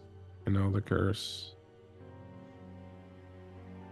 He turns around, he spins around, and when you look at him, definitely creep, you can see that this man's gauntness and the fact that he's emaciated, it's not because he hasn't eaten in months. It's someone who suffers from chronic malnutrition, for at least a year of barely eating what he would need to survive. His gums are all pushed up and kind of bleeding. His teeth kind of feel wobbly. You can see some of the movies. He's got this sallow skin. It just looks like someone who's been chronically ill for a good year. I think she's going to glance back to the officer and say,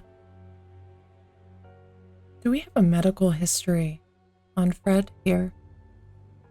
No, I'm afraid we don't. I mean, he was an employee of the logging camp. We barely saw them here. Only the quartermaster and maybe Brooke that came down here once in a while. We have no real record on this man or most of the other ones. Most of them are just people that find their way up here and get hired on a daily basis to work a camp, and it's not like people carry passports or anything like that. Anyone that would have known Fred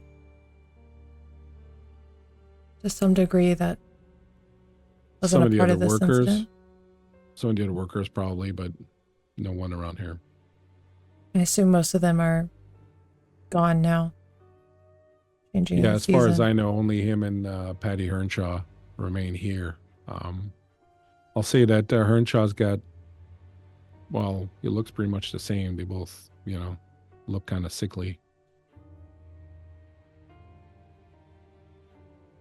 Thank you. Murtry kind of pulls himself along the floor with his hands. His legs are still kind of crossed like that, and he pulls himself and he comes up to the bars and he grabs them.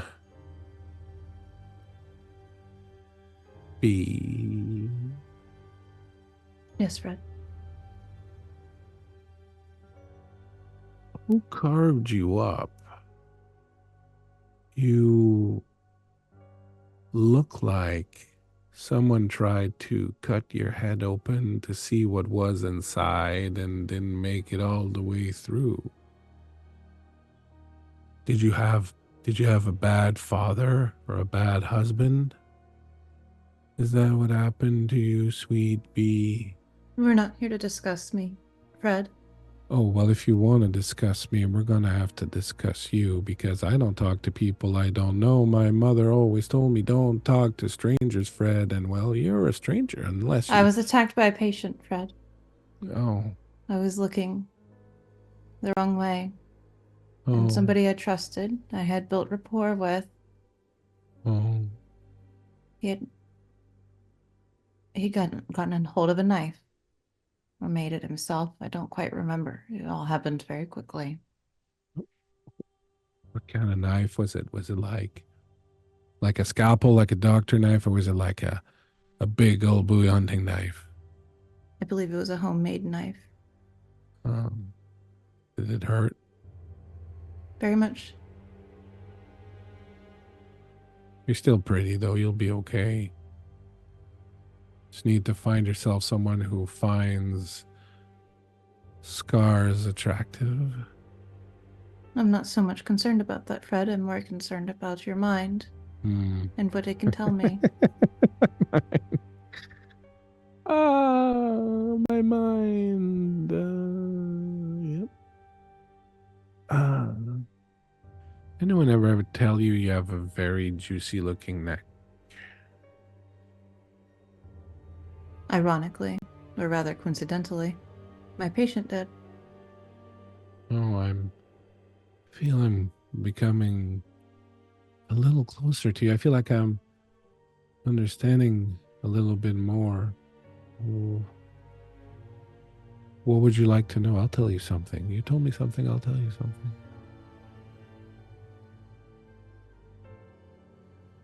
Fred, can you tell me why the members of Camp 9 were eaten?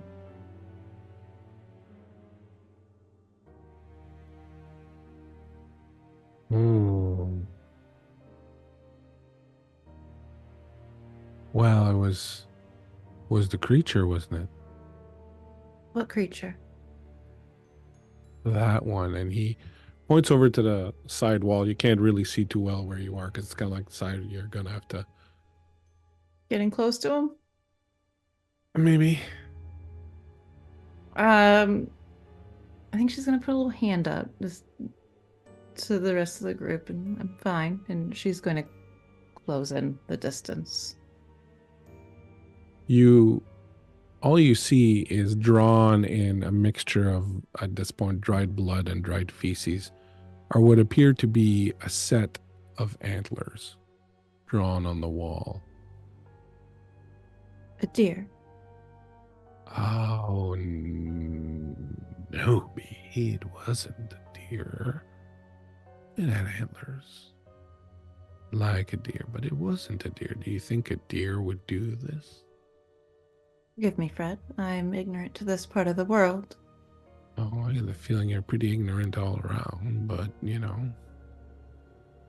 I have to disagree with you, Fred.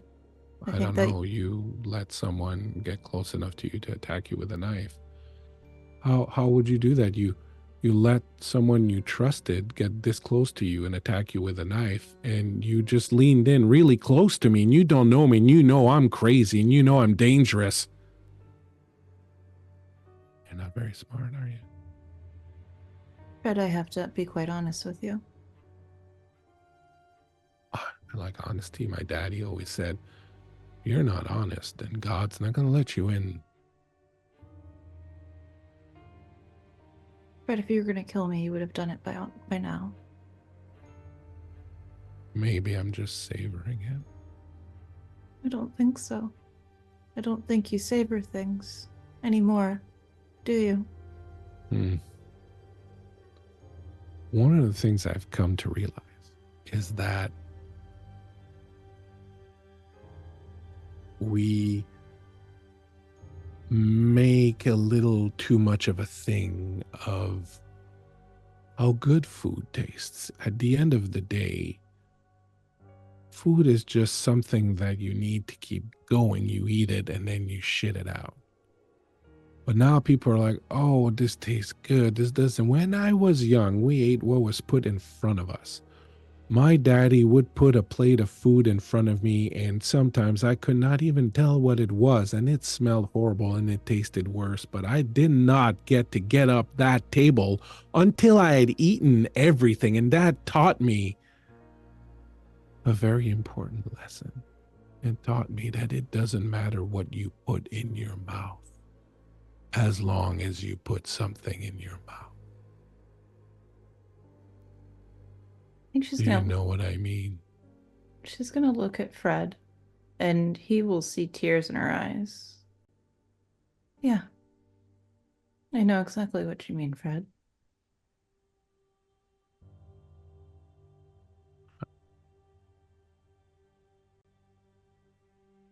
The Dutchman.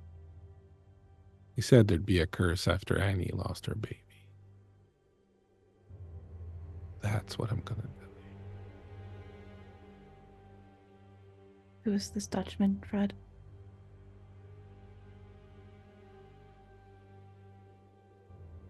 Just a Dutchman.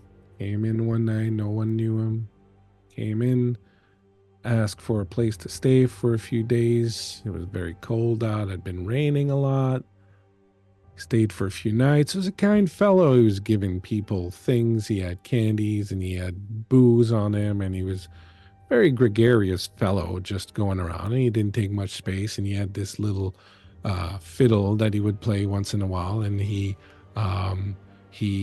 told us after Mr. Brooke went to him, and he said he had a problem and he needed help with it. And the Dutchman said he could help. And then when it was done, Mr. Brooke wanted to dispose of it somehow. And the Dutchman said, no. If you do it this way, you're going to bring a curse on the camp. And then, of course, Mr. Brooke did. He wanted to, as he always does, as the people like him always do. And then the curse came and it fell upon us. And he points again at the antlers. And then that came. Where is the baby buried, Fred?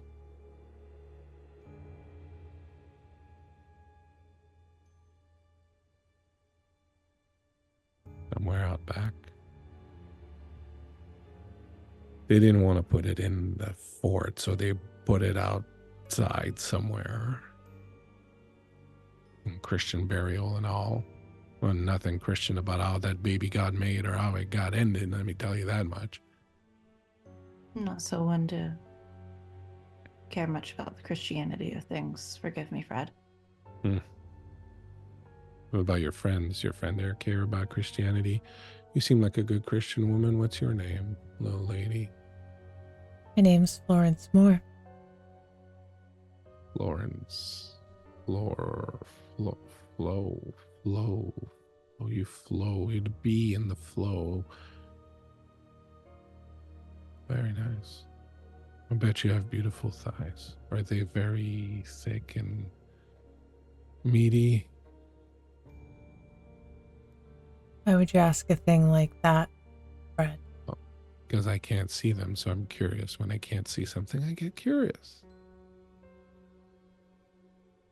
It would be unladylike for me to answer that question. It would be unladylike for you to be out here with the likes of me. And here you are. Enough singing, Fred. Show me one. Show me one thigh. I won't bite. Not what I've heard, Fred. I don't bite. I don't bite. He bit me. He came at me. I was just minding my own business, playing some poker, and that fucker came up behind me, and he took a huge bite right out of my neck, and I felt his teeth and my tendon just digging Who bit into you, my... Fred? What? Who bit you, Fred? I don't know. I didn't know him. I just turned around and I stabbed him. I wasn't gonna be had twice. That thing wants to crawl in here after me. By fucking God, I'm gonna give it a taste of my fucking blade. That's enough, Fred. And B's gonna stand up away from the bars. I am going to come in here with a little game master. Not Yeah, an of course you intervention, are. but I will give you 2 XP to allow this intrusion. Okay. The intrusion is that as you get up, your foot will slip and you will fall on your ass, and your foot will go all the way into the cell. Part of your leg will go all the way into the cell. I'll give you 2 XP to let that happen.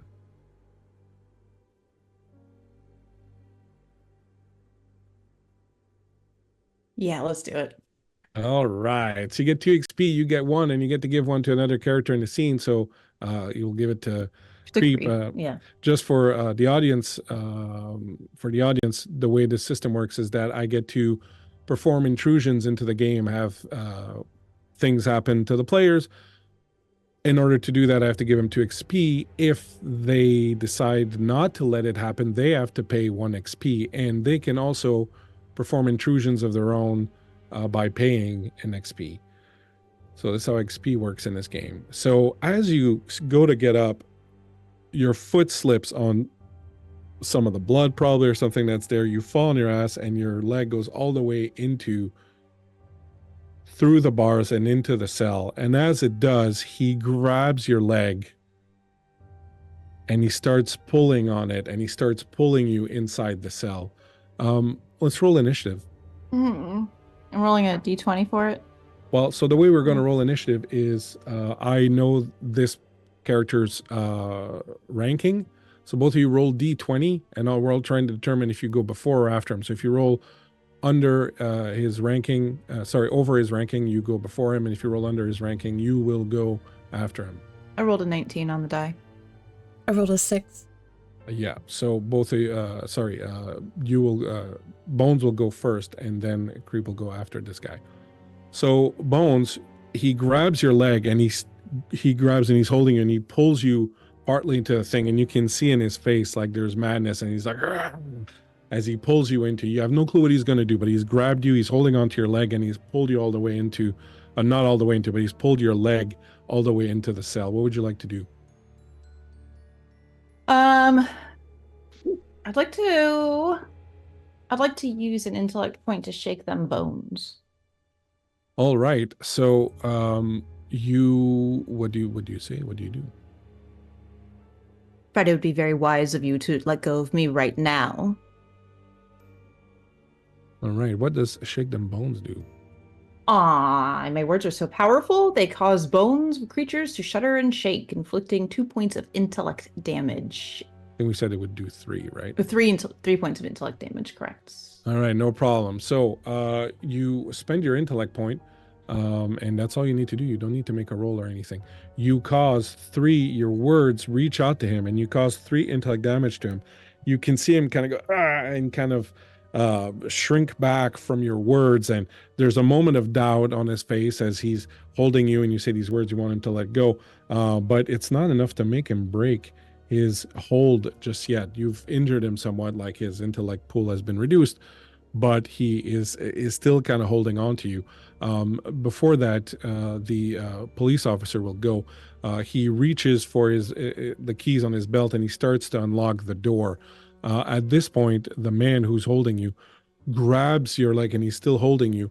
He is going to try to hold you where you are. So he's going to, you're going to make a dodge roll, basically, to try and resist him. So in order to try and resist him on your dodge roll, you're going to make it on your might roll to try and pull your leg back so that he doesn't keep holding you.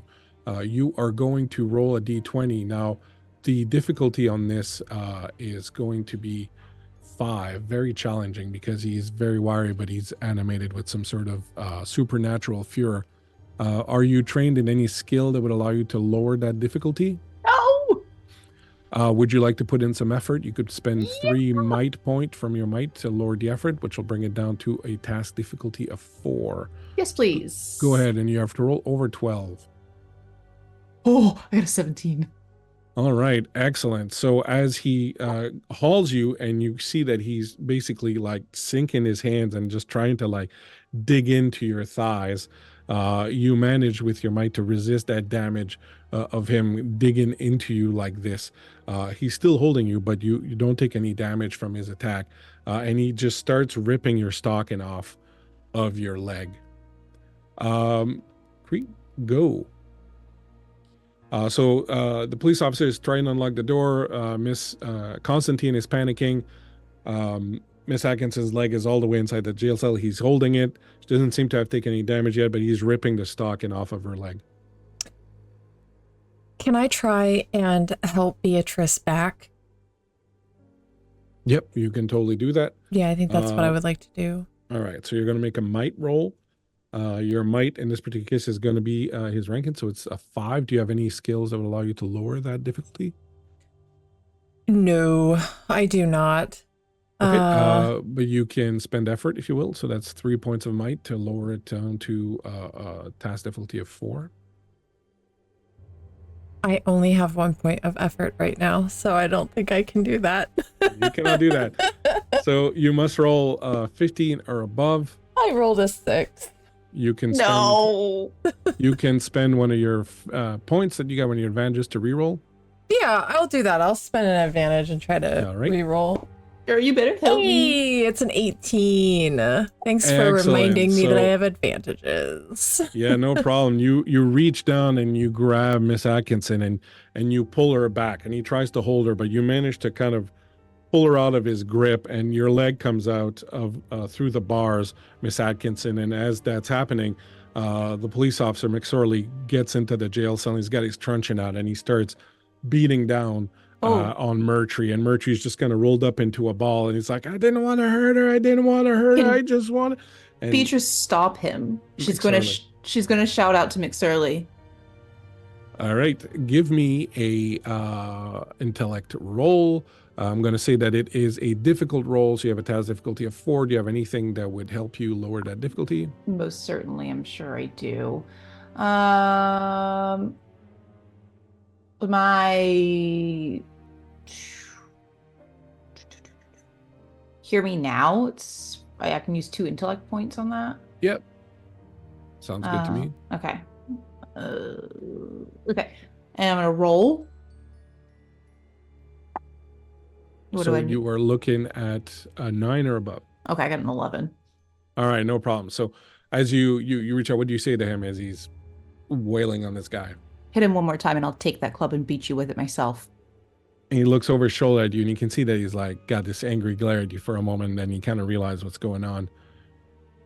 And he like pushes Murtry with his foot and comes back out, closes the cell and locks it. I'm sorry, Miss Atkinson.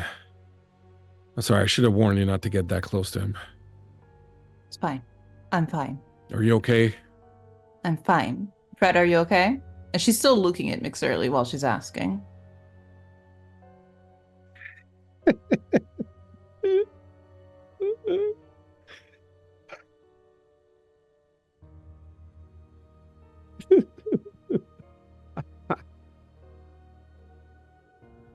You feel him like completely kind of gone inside himself.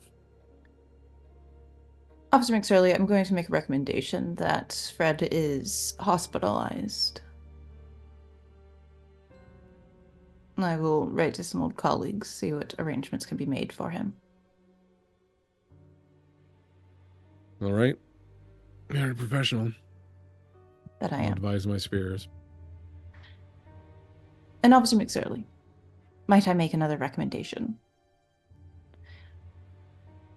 Beating a prisoner who is clearly ill in the mind. There are changes coming to this country. Ethical changes being made. They will come for you. I will come for you. Miss Atkinson, may I make a recommendation? By all means, I'm sure it'll be great. It appears that twice now you've gotten too close to someone you thought you could trust, perhaps.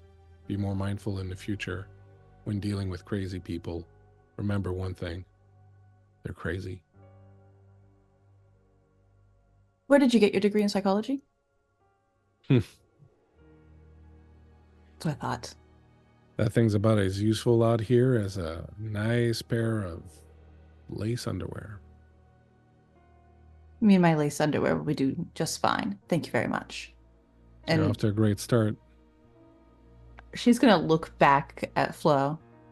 Thank you very much. Of course. Are you okay, Miss Atkinson? I'm fine. Perfectly fine. Dr. Moore, if I would, after this whole event and soiree is over, perhaps I can reach back out to you to follow up with Fred. Of course. Excellent. I believe we have one more interview to do. Shall we be on our way? Yes. And Perhaps we can speak a little on our way. of course. You find your way out with Miss Constantine and all her humors. You make your way out of the police headquarters. You find yourselves on the wooden little sort of sidewalk that runs through the town. You see further down coming towards you, Albert is returning, but for a moment you are just the three of you alone, you and Miss Constantine and Dr. Moore. I would just like to note to you, Miss Atkinson, that that man in there is in a state that looks like he's been malnourished for far longer than what seems to be possible. This Yes. is representative of someone who has been malnourished for at least a year or more. In my studies and in my practice at Rockwood, I have found that the psychopathology of a disease, when it comes to the mind, can often present itself physically as well. You often will find somebody with psychoses and another delirium, also malnourished heavily. He's on survival, adrenaline only. I can only imagine the triggering event that would put him in such a position, but it's not impossible. Improbable, but not impossible. I'm just here to tell you what I see. And I most genuinely and wholeheartedly appreciate that information.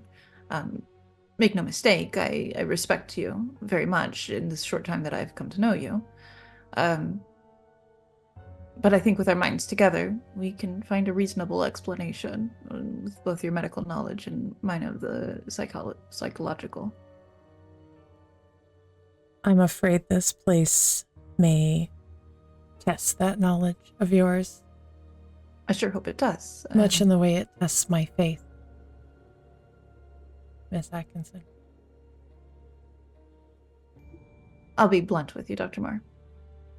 I plan on using this for my dissertation. I have a PhD at stake. And to be one of two women in this country to hold a PhD in psychology is a great prize of mine. I hope it tests my mind. And I hope that it tests my studies. And should we need to speak privately further, and perhaps check in on one another, I'm quite open to that. I appreciate that. Most certainly. We, as women, have to look out for one another in places of hardship, be it in the city or out in the wilderness.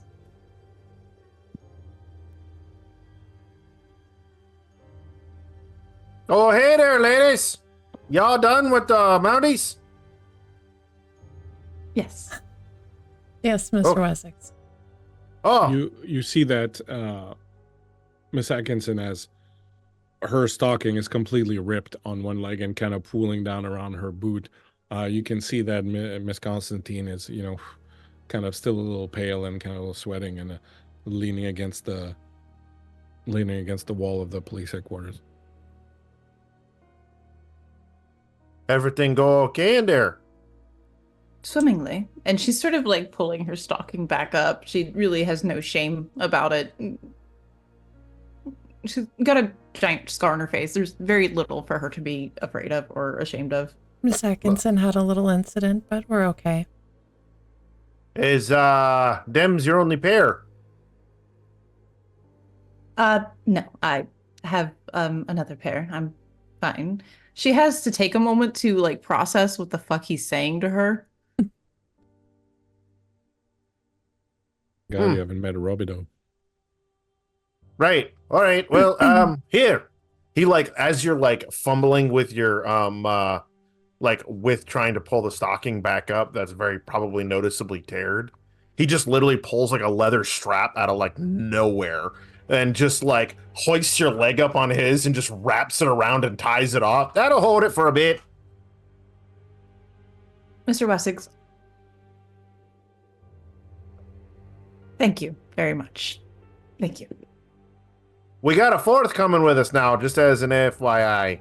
One Robert Service. He's apparently happy to be of service. You see B's face turn bright pink. Pinker than pink. I'm sorry. Robert Service? You know him? What did he describe himself as? He fashioned himself a bit of an adventurer and a poet. He signed my book. Did I see that? You indeed recognize the book. Do I recognize the signature? Yes, definitely Okay. recognize the signature. Her face turns from pink to beet red, and she hands it back to you. And where is he? Oh, he'll meet us in the morning in front of the supply shop. Someone you know, B? No, but an old acquaintance. That is all. Is this Oh, we gonna might be a run into him problem? to the bar. No problem. No problem at all. Amicable acquaintance. Oh, he paid me. He's gonna pay me $100 to take him to Camp 9. Oh, he's coming with us all the way to Camp 9. And B's voice goes up, and her face gets redder. Will you be needing private accommodations along the way? No. Okay, because normally I only normally bring one tent and so everybody sleeps in it. But you're looking a bit flustered. Do you need a separate place to sleep? No, I'm fine. Okay. No, perfectly fine. Okay. If it's if this is all sorted out, then perhaps we could move on to interviewing Mr. Patty Hornshaw. I think I would desperately want a hot bath and perhaps a little bit of food and some rest after. It's been a very eventful day. Would you mind then if we proceed? Yes, by means. Perfect. I believe he is to be found in one of these. I was told a tent with the word whiskey written from, but there seems to be 5 of those. So, perhaps. Who are we looking for?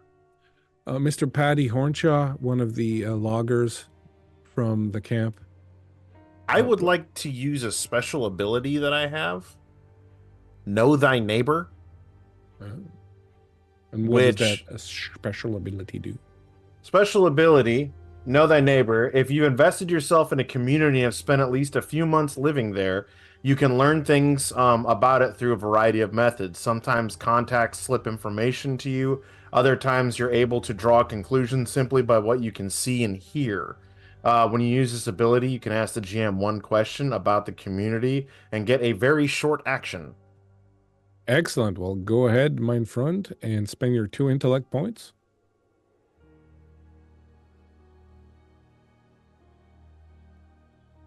Which one of the whiskey tents is the most common with the loggers? Definitely that one. That way, ladies. I think as You- they're walking down there, Florence is going to look to Albert and Albert, have you heard any rumors of curses? There was a curse mentioned, and if anyone would know that kind of word on the street, I feel like it would be you. Oh yeah, they're talking about there. Oh yeah, up that way, that whole area is just Darkland. Man shouldn't be up there, that's for sure. But we go because that's where the gold is. That's what draws us in. Cursed, I don't know, but there's something definitely tainted about the land up that way. They say that, gold, fool's gold or gold fever, things along those lines. That's why I'm a trapper. You don't go rooting around in the earth if you don't want to find things that come from the earth.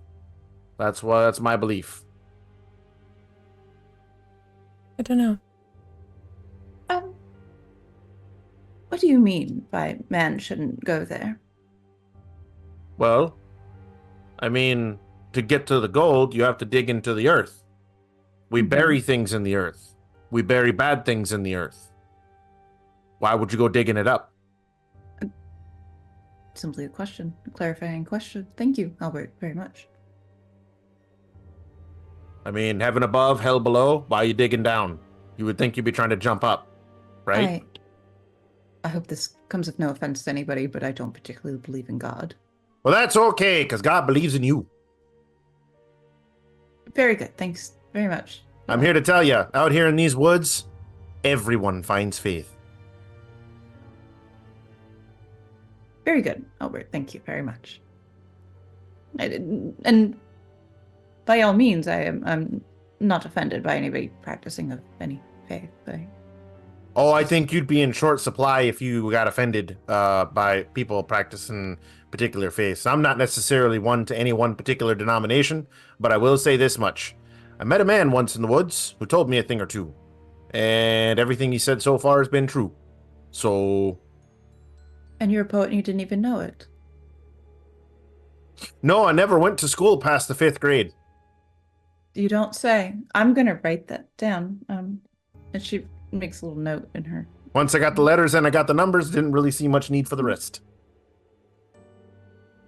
You're a fascinating man. No, but I'm glad you think so. Oh. Okay.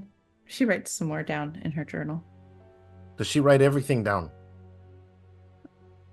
Seems like it. Her or Mrs. Constantine are keeping a steady record of You the look happenings. behind and she's got her nose down and You know, you're going to be real upset we get caught in a blizzard and I'm using that for kindling to keep you warm and not dying due to the cold. Oh no, this isn't for Stroud and Stroud. This is not for record keeping. This is for personal use. Please don't burn it. Well, I mean, I would hope I wouldn't have to burn anything. So let's hurry up because we want to beat the storm. Right, of course, naturally. She's not going to survive out here, Doctor.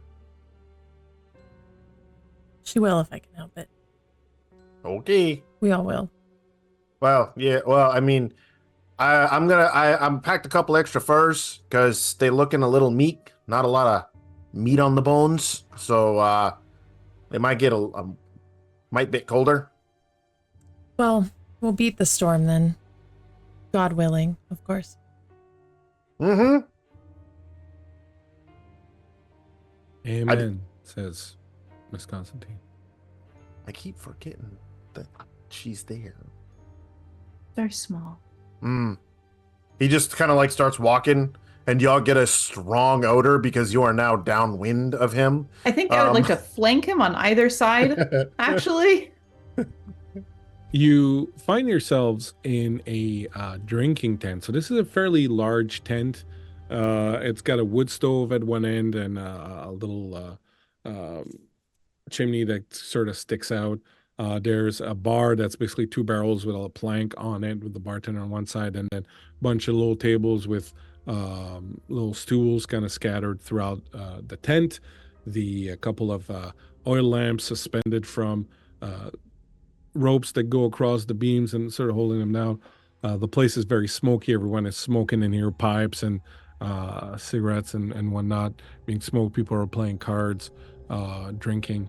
There's that stench of unwashed bodies and, bad whiskey and a barely repressed hostility that sort of fills the entire place up. Is it predominantly men? Only it being all men is predominantly men to you, because that's basically what it is. All right, gents, couple of ladies coming in. Act your best. Are they working, ladies? No, they're doctors. Come to check you. Make sure you ain't got the syphilis from the horrors down the road. They let ladies be doctors now? Yep. Come all the way from Toronto. Oh, Toronto, eh? Oh, they must be fancy ladies then. Bring them in. Do they treat smell them good? nice? Treat Do them they nice. smell good? Smell better than you, Clyde. I'll treat him nice, all right? I'll treat him real nice. And this guy licks his hand and then, combs his hair. It actually makes it stick straight out the side. Don't do that. Ladies, the gentlemen are ready to receive you. Quite the As reception. you walk into the tent, a silence falls over the room as every swinging dick in the place just staring at the three of you walking in. Miss Constantine swallows audibly behind you. The owner, a man with this little bowler hat and this, half of this, what's the word I'm fucking looking for?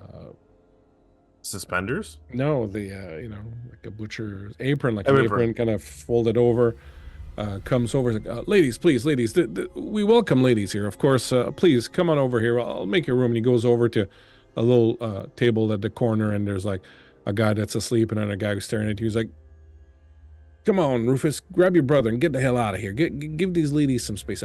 Come on right over here, ladies. And he pulls this rag out from his sleeve and he wipes the table down. Please have a seat, ladies. Look, we ain't got much else but broad gut in here, but if you want, I might be able to rustle up a bit of gin. Whiskey's fine. Is whiskey fine for you, doctor? You wouldn't mind putting on a kettle for me, this water? Oh, no. In fact, I think I can go for a little tea myself. I'll certainly take care of that. What about you, Albert? Usual? Yeah. And you, miss? I'll have some tea too if you're making some. Yes, absolutely. And he goes over it. After a few moments, the noise comes back and people kind of start ignoring you and go back to their games and they're smoking and they're talking, and you're right back sort of where you were before you came in. You're all sitting around this little table there in the corner. As you start getting your drinks in, and the tea kettle comes in and the whiskey comes in, Miss Constantine is looking around the room, and eventually she goes, well, I think that might be our man there. You see the tall, lanky gentleman with the greasy buckskin coat? And you do see, in fact, a man. He's got long hair, and his hair looks like it's been falling out. It's like kind of very stringy and greasy and kind of falls down the side of his face. He looks incredibly emaciated, just like Marjorie did. He's got a few days growth of beard, and he's kind of just leaning against the counter sort of at the other end of the room. He hasn't been looking at you. He's just kind of looking at his glass, and he's looking down. She's like, I think that might be him, Mr. Albert. What do you think? I mean, it could be. It might help. Just a touch. What do you girls think's going on up there at Camp 9? What do you think it is? I am inconclusive at the moment. They need a little bit more time, You, but I you, believe it's something psychological. so a head thing. Yeah, a head thing. Okay. What kind of head thing? They Uh, talking to trees up there or something? Something similar to that. I don't believe that it is necessarily psychopathic per se, but certainly something of delirium, psychoses, amongst many other diagnoses I could probably list off and you might not quite understand. He immediately turns slightly to look at Flo, like that whole put it in English. Men are seeing things, feeling But like they're influenced by things.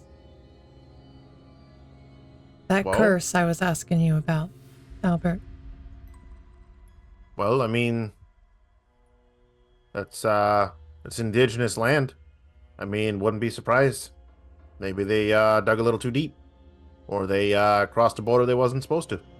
Or they were out in the cold for too long and their minds began to break. Nah, cold don't break your mind like that. I would politely like to disagree with you, Albert, but that's quite all right. Tell me, what's the coldest you've ever been? Have you been so Mm. cold you lost the feeling in your legs, all the way up to your torso, to the point of where you start to pass out? And then you hear wolves circling outside the cave you're hiding out in because you tipped over in your canoe. Have you been that cold? No, Albert, fortunately not. Okay, then you ain't been that cold. But on the flip side of that, my mind is not quite broken. Ah, okay. Anybody who takes a particular profession and peering into the minds of others can't exactly be the most stable of individuals. Is it? Instability is not indicative to broken, Albert, but I think I'm pretty stable myself. I want to help people and to understand people better. So how you gonna help this fella? I'm not sure yet, but we're here, aren't we? So Ah, let's go talk to him. your And clock. I think Bee will stand up with her drink in hand. And is he at a table? I know he's at the bar. Is at the bar. Yeah. She'll go and stand next to him. What do the rest of you do? I'm going to follow along. Albert? Oh, Euchre. No. He's gonna follow up.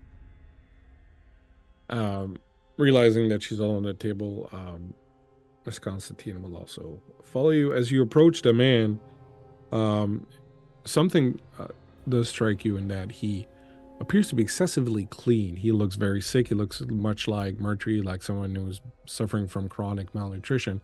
But aside from his overcoat, which is very greasy and dirty, and his hair, his skin is very clean, and you can smell soap coming off of him. Hello.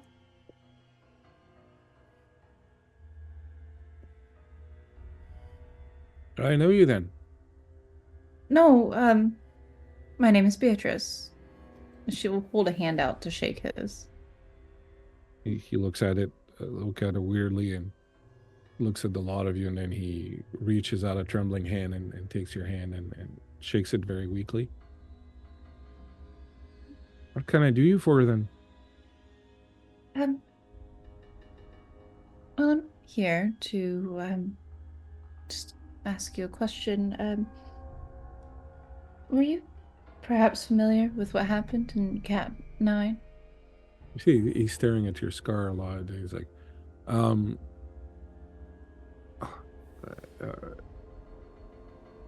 yeah, I guess you could say so. Um, what what is this about then? Why are you asking me about Camp 9? Um, I'd heard that there was something that happened. A curious mind.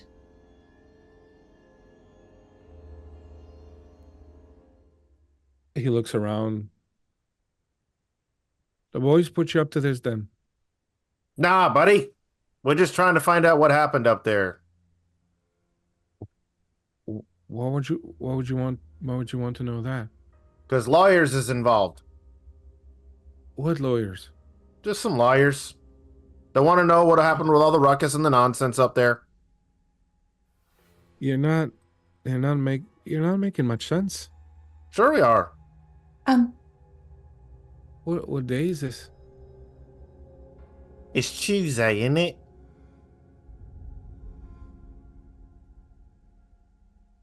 Okay. Look, I don't think I can help you. Flo's gonna step forward and place like a reassuring hand on his shoulder. Why don't you come sit with us at our table? We'll get you something to drink. Anything you want. Just come have a chat.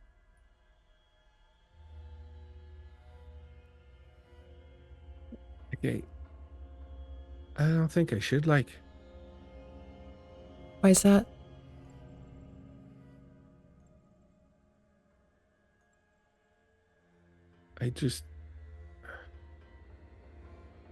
My head's not right. A splitting headache. Are you tired there, bucko? I may have something for that in my bag. Albert, why don't you and I go sit for a moment? Let Dr. Moore treat this man. You good? Like he's looking directly at Moore. Yeah, she just kind of gives you a reassuring nod and glances back to the man. He's like, all right, fair enough. And I think B will grab Amelia by the elbow and take her back to the table with Albert. But my notes, my notes. Forget the fucking notes. Look, lady, I don't know what I can tell you. I've already told the cops everything I know about what happened there. I don't remember so well anyway. It was like a year ago. And why would you want to know about that? It's dark business. You know, we're just trying to get answers. That's all. I don't know that those are any answers that you're going to want to have.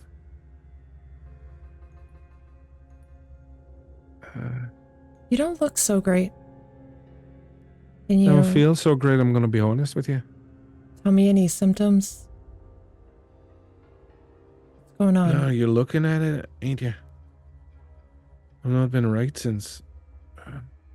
Can barely keep any food down. I just take the liquor. Oh, these splitting headaches. My teeth are falling out. My hair's falling out and my pecker don't work. It's like an unholy alliance of assorted failures. Can't keep anything down at all. Most of the time I don't even want to. I look at the food and it just makes me want to vomit, like. And then when I do force something down, like after I've gotten drunk and I get a little bit peckish, I can't really take much. It's like my body just don't want to. No cravings.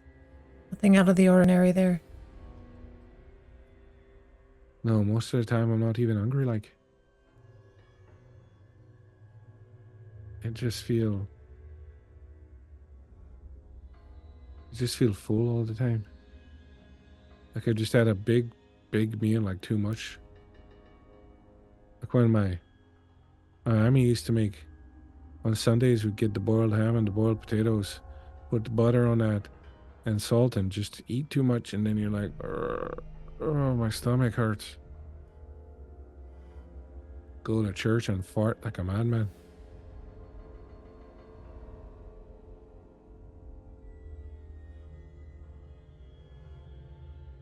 What's your name again, love? My name's Florence. Florence Moore. You can call me Flo. I'll call you Miss Moore if that's all right then. It's okay too. Okay. I mean, I don't know what to tell you. What happened out there was some of the most horrible shit I've ever seen in my life. I really don't think you ought to want to sully your pretty little ears with that. It's just filth, really. It's just the devil's work. I've heard plenty of horrible things. I'm a doctor. Seen a lot. My friend over there, she's a doctor also. She's heard a lot too. And we just want to hear your story. And maybe there's something I can do to help you.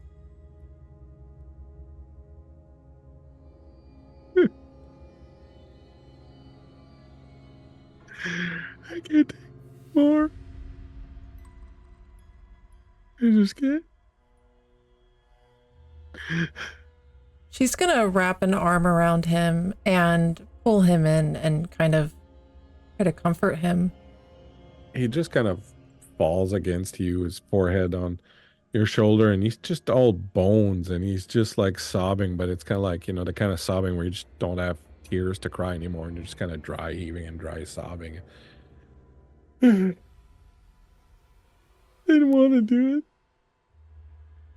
I didn't mean to. Everyone just kind of went crazy.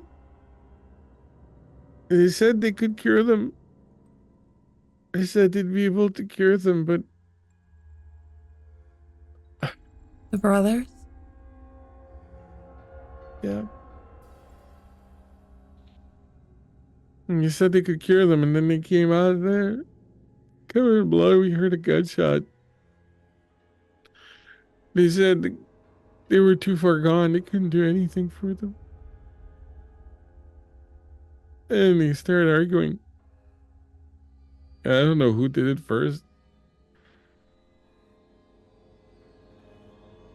But then everyone kind of just lost it.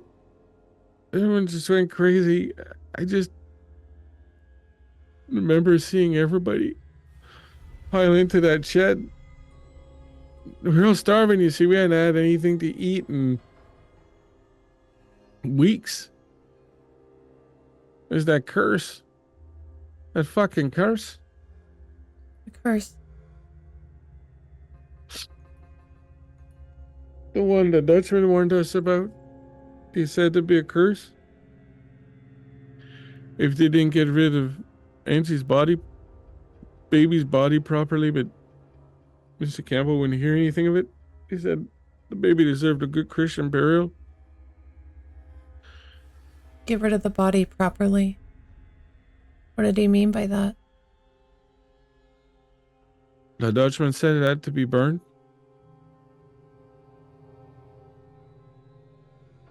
And Mr. Campbell wouldn't hear anything of it. And then when the brothers came out, we went in the shed and we saw their bodies. It was like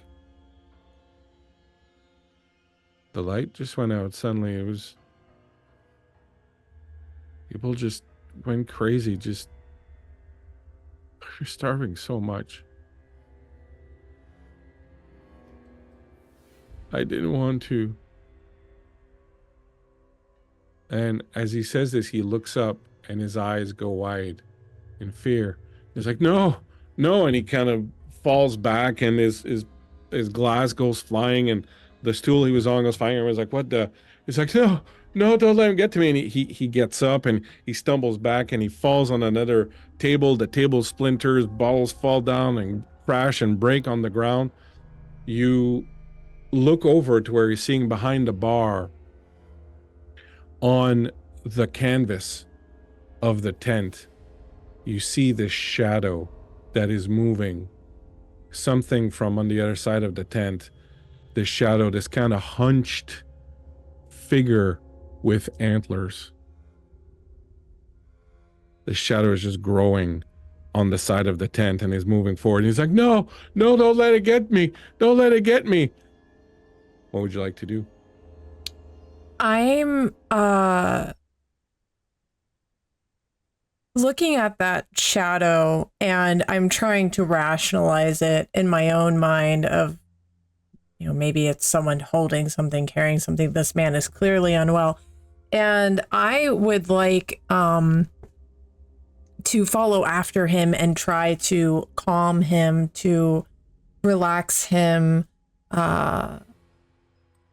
basically just telling him it's okay. No, everyone's here. Nothing's going to hurt you. We're here to take care of you. Yeah. Bones, what would you like to do? Yeah, cool. Bones, what would you like to do?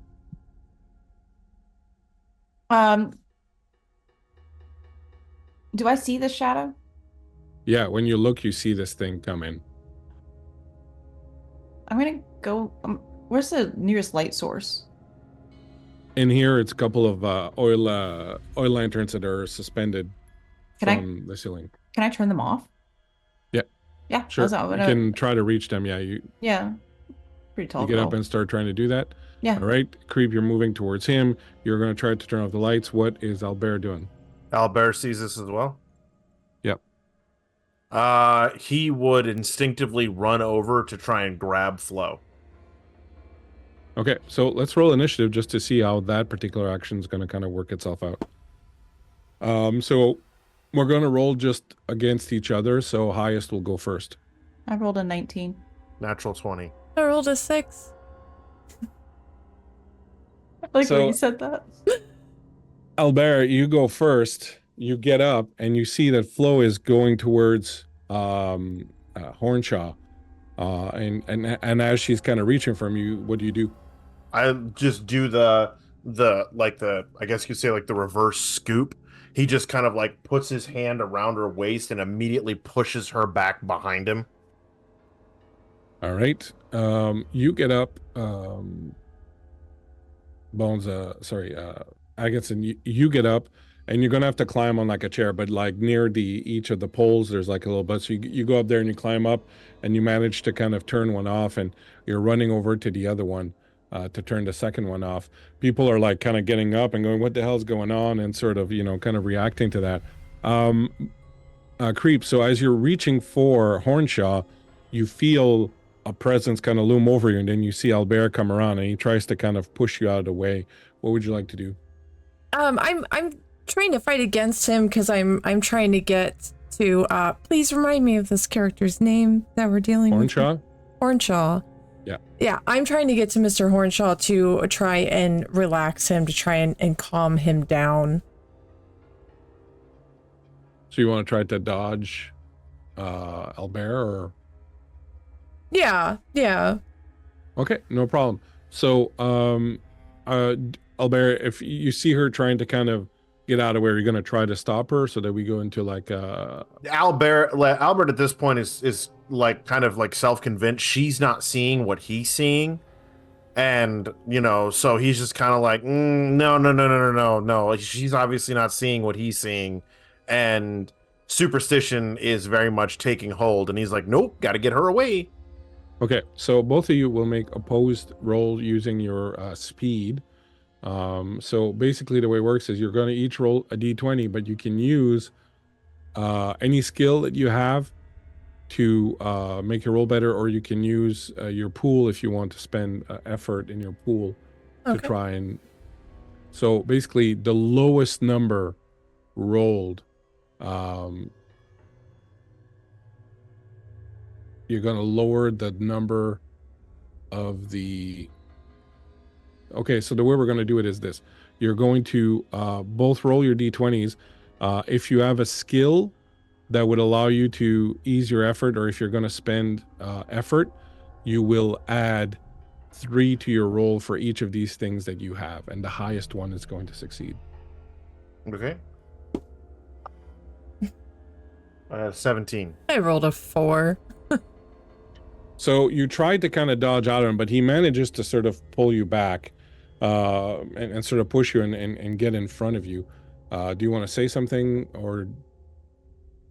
Oh yeah, he just goes, Flo, look out! And Flo? He's just scared. He just needs to relax. He's just frightened. He's a sick man. Like you'll see on Albert's face, he is not looking at the man. He is looking past the man at this shadow on the wall. And I don't know if Flo would follow his eyes or whatnot, but he is like looking past and up. And as that happens, Flo, are you looking back or are you still looking at Hornshaw? I'm still pretty focused on Hornshaw because at this point I'd already glanced at the thing. I see what they're looking at, and I'm trying to logic it away in my mind. Hornshaw gets up, comes up to you, grabs you by the shoulder, creep, Miss Moore. And he's got this wild look, and he looks over your shoulder and he sees the shadow again. He looks, he goes, "Don't let it eat me. Don't let it eat me." And with one move, he's got this broken bottleneck in his hand, and he reaches up and he cuts himself all the way across the throat. Blood splashes out into your face. You feel it cover your face, go into your mouth. You feel it fill your mouth as this blood is just gushing from his artery right into your face.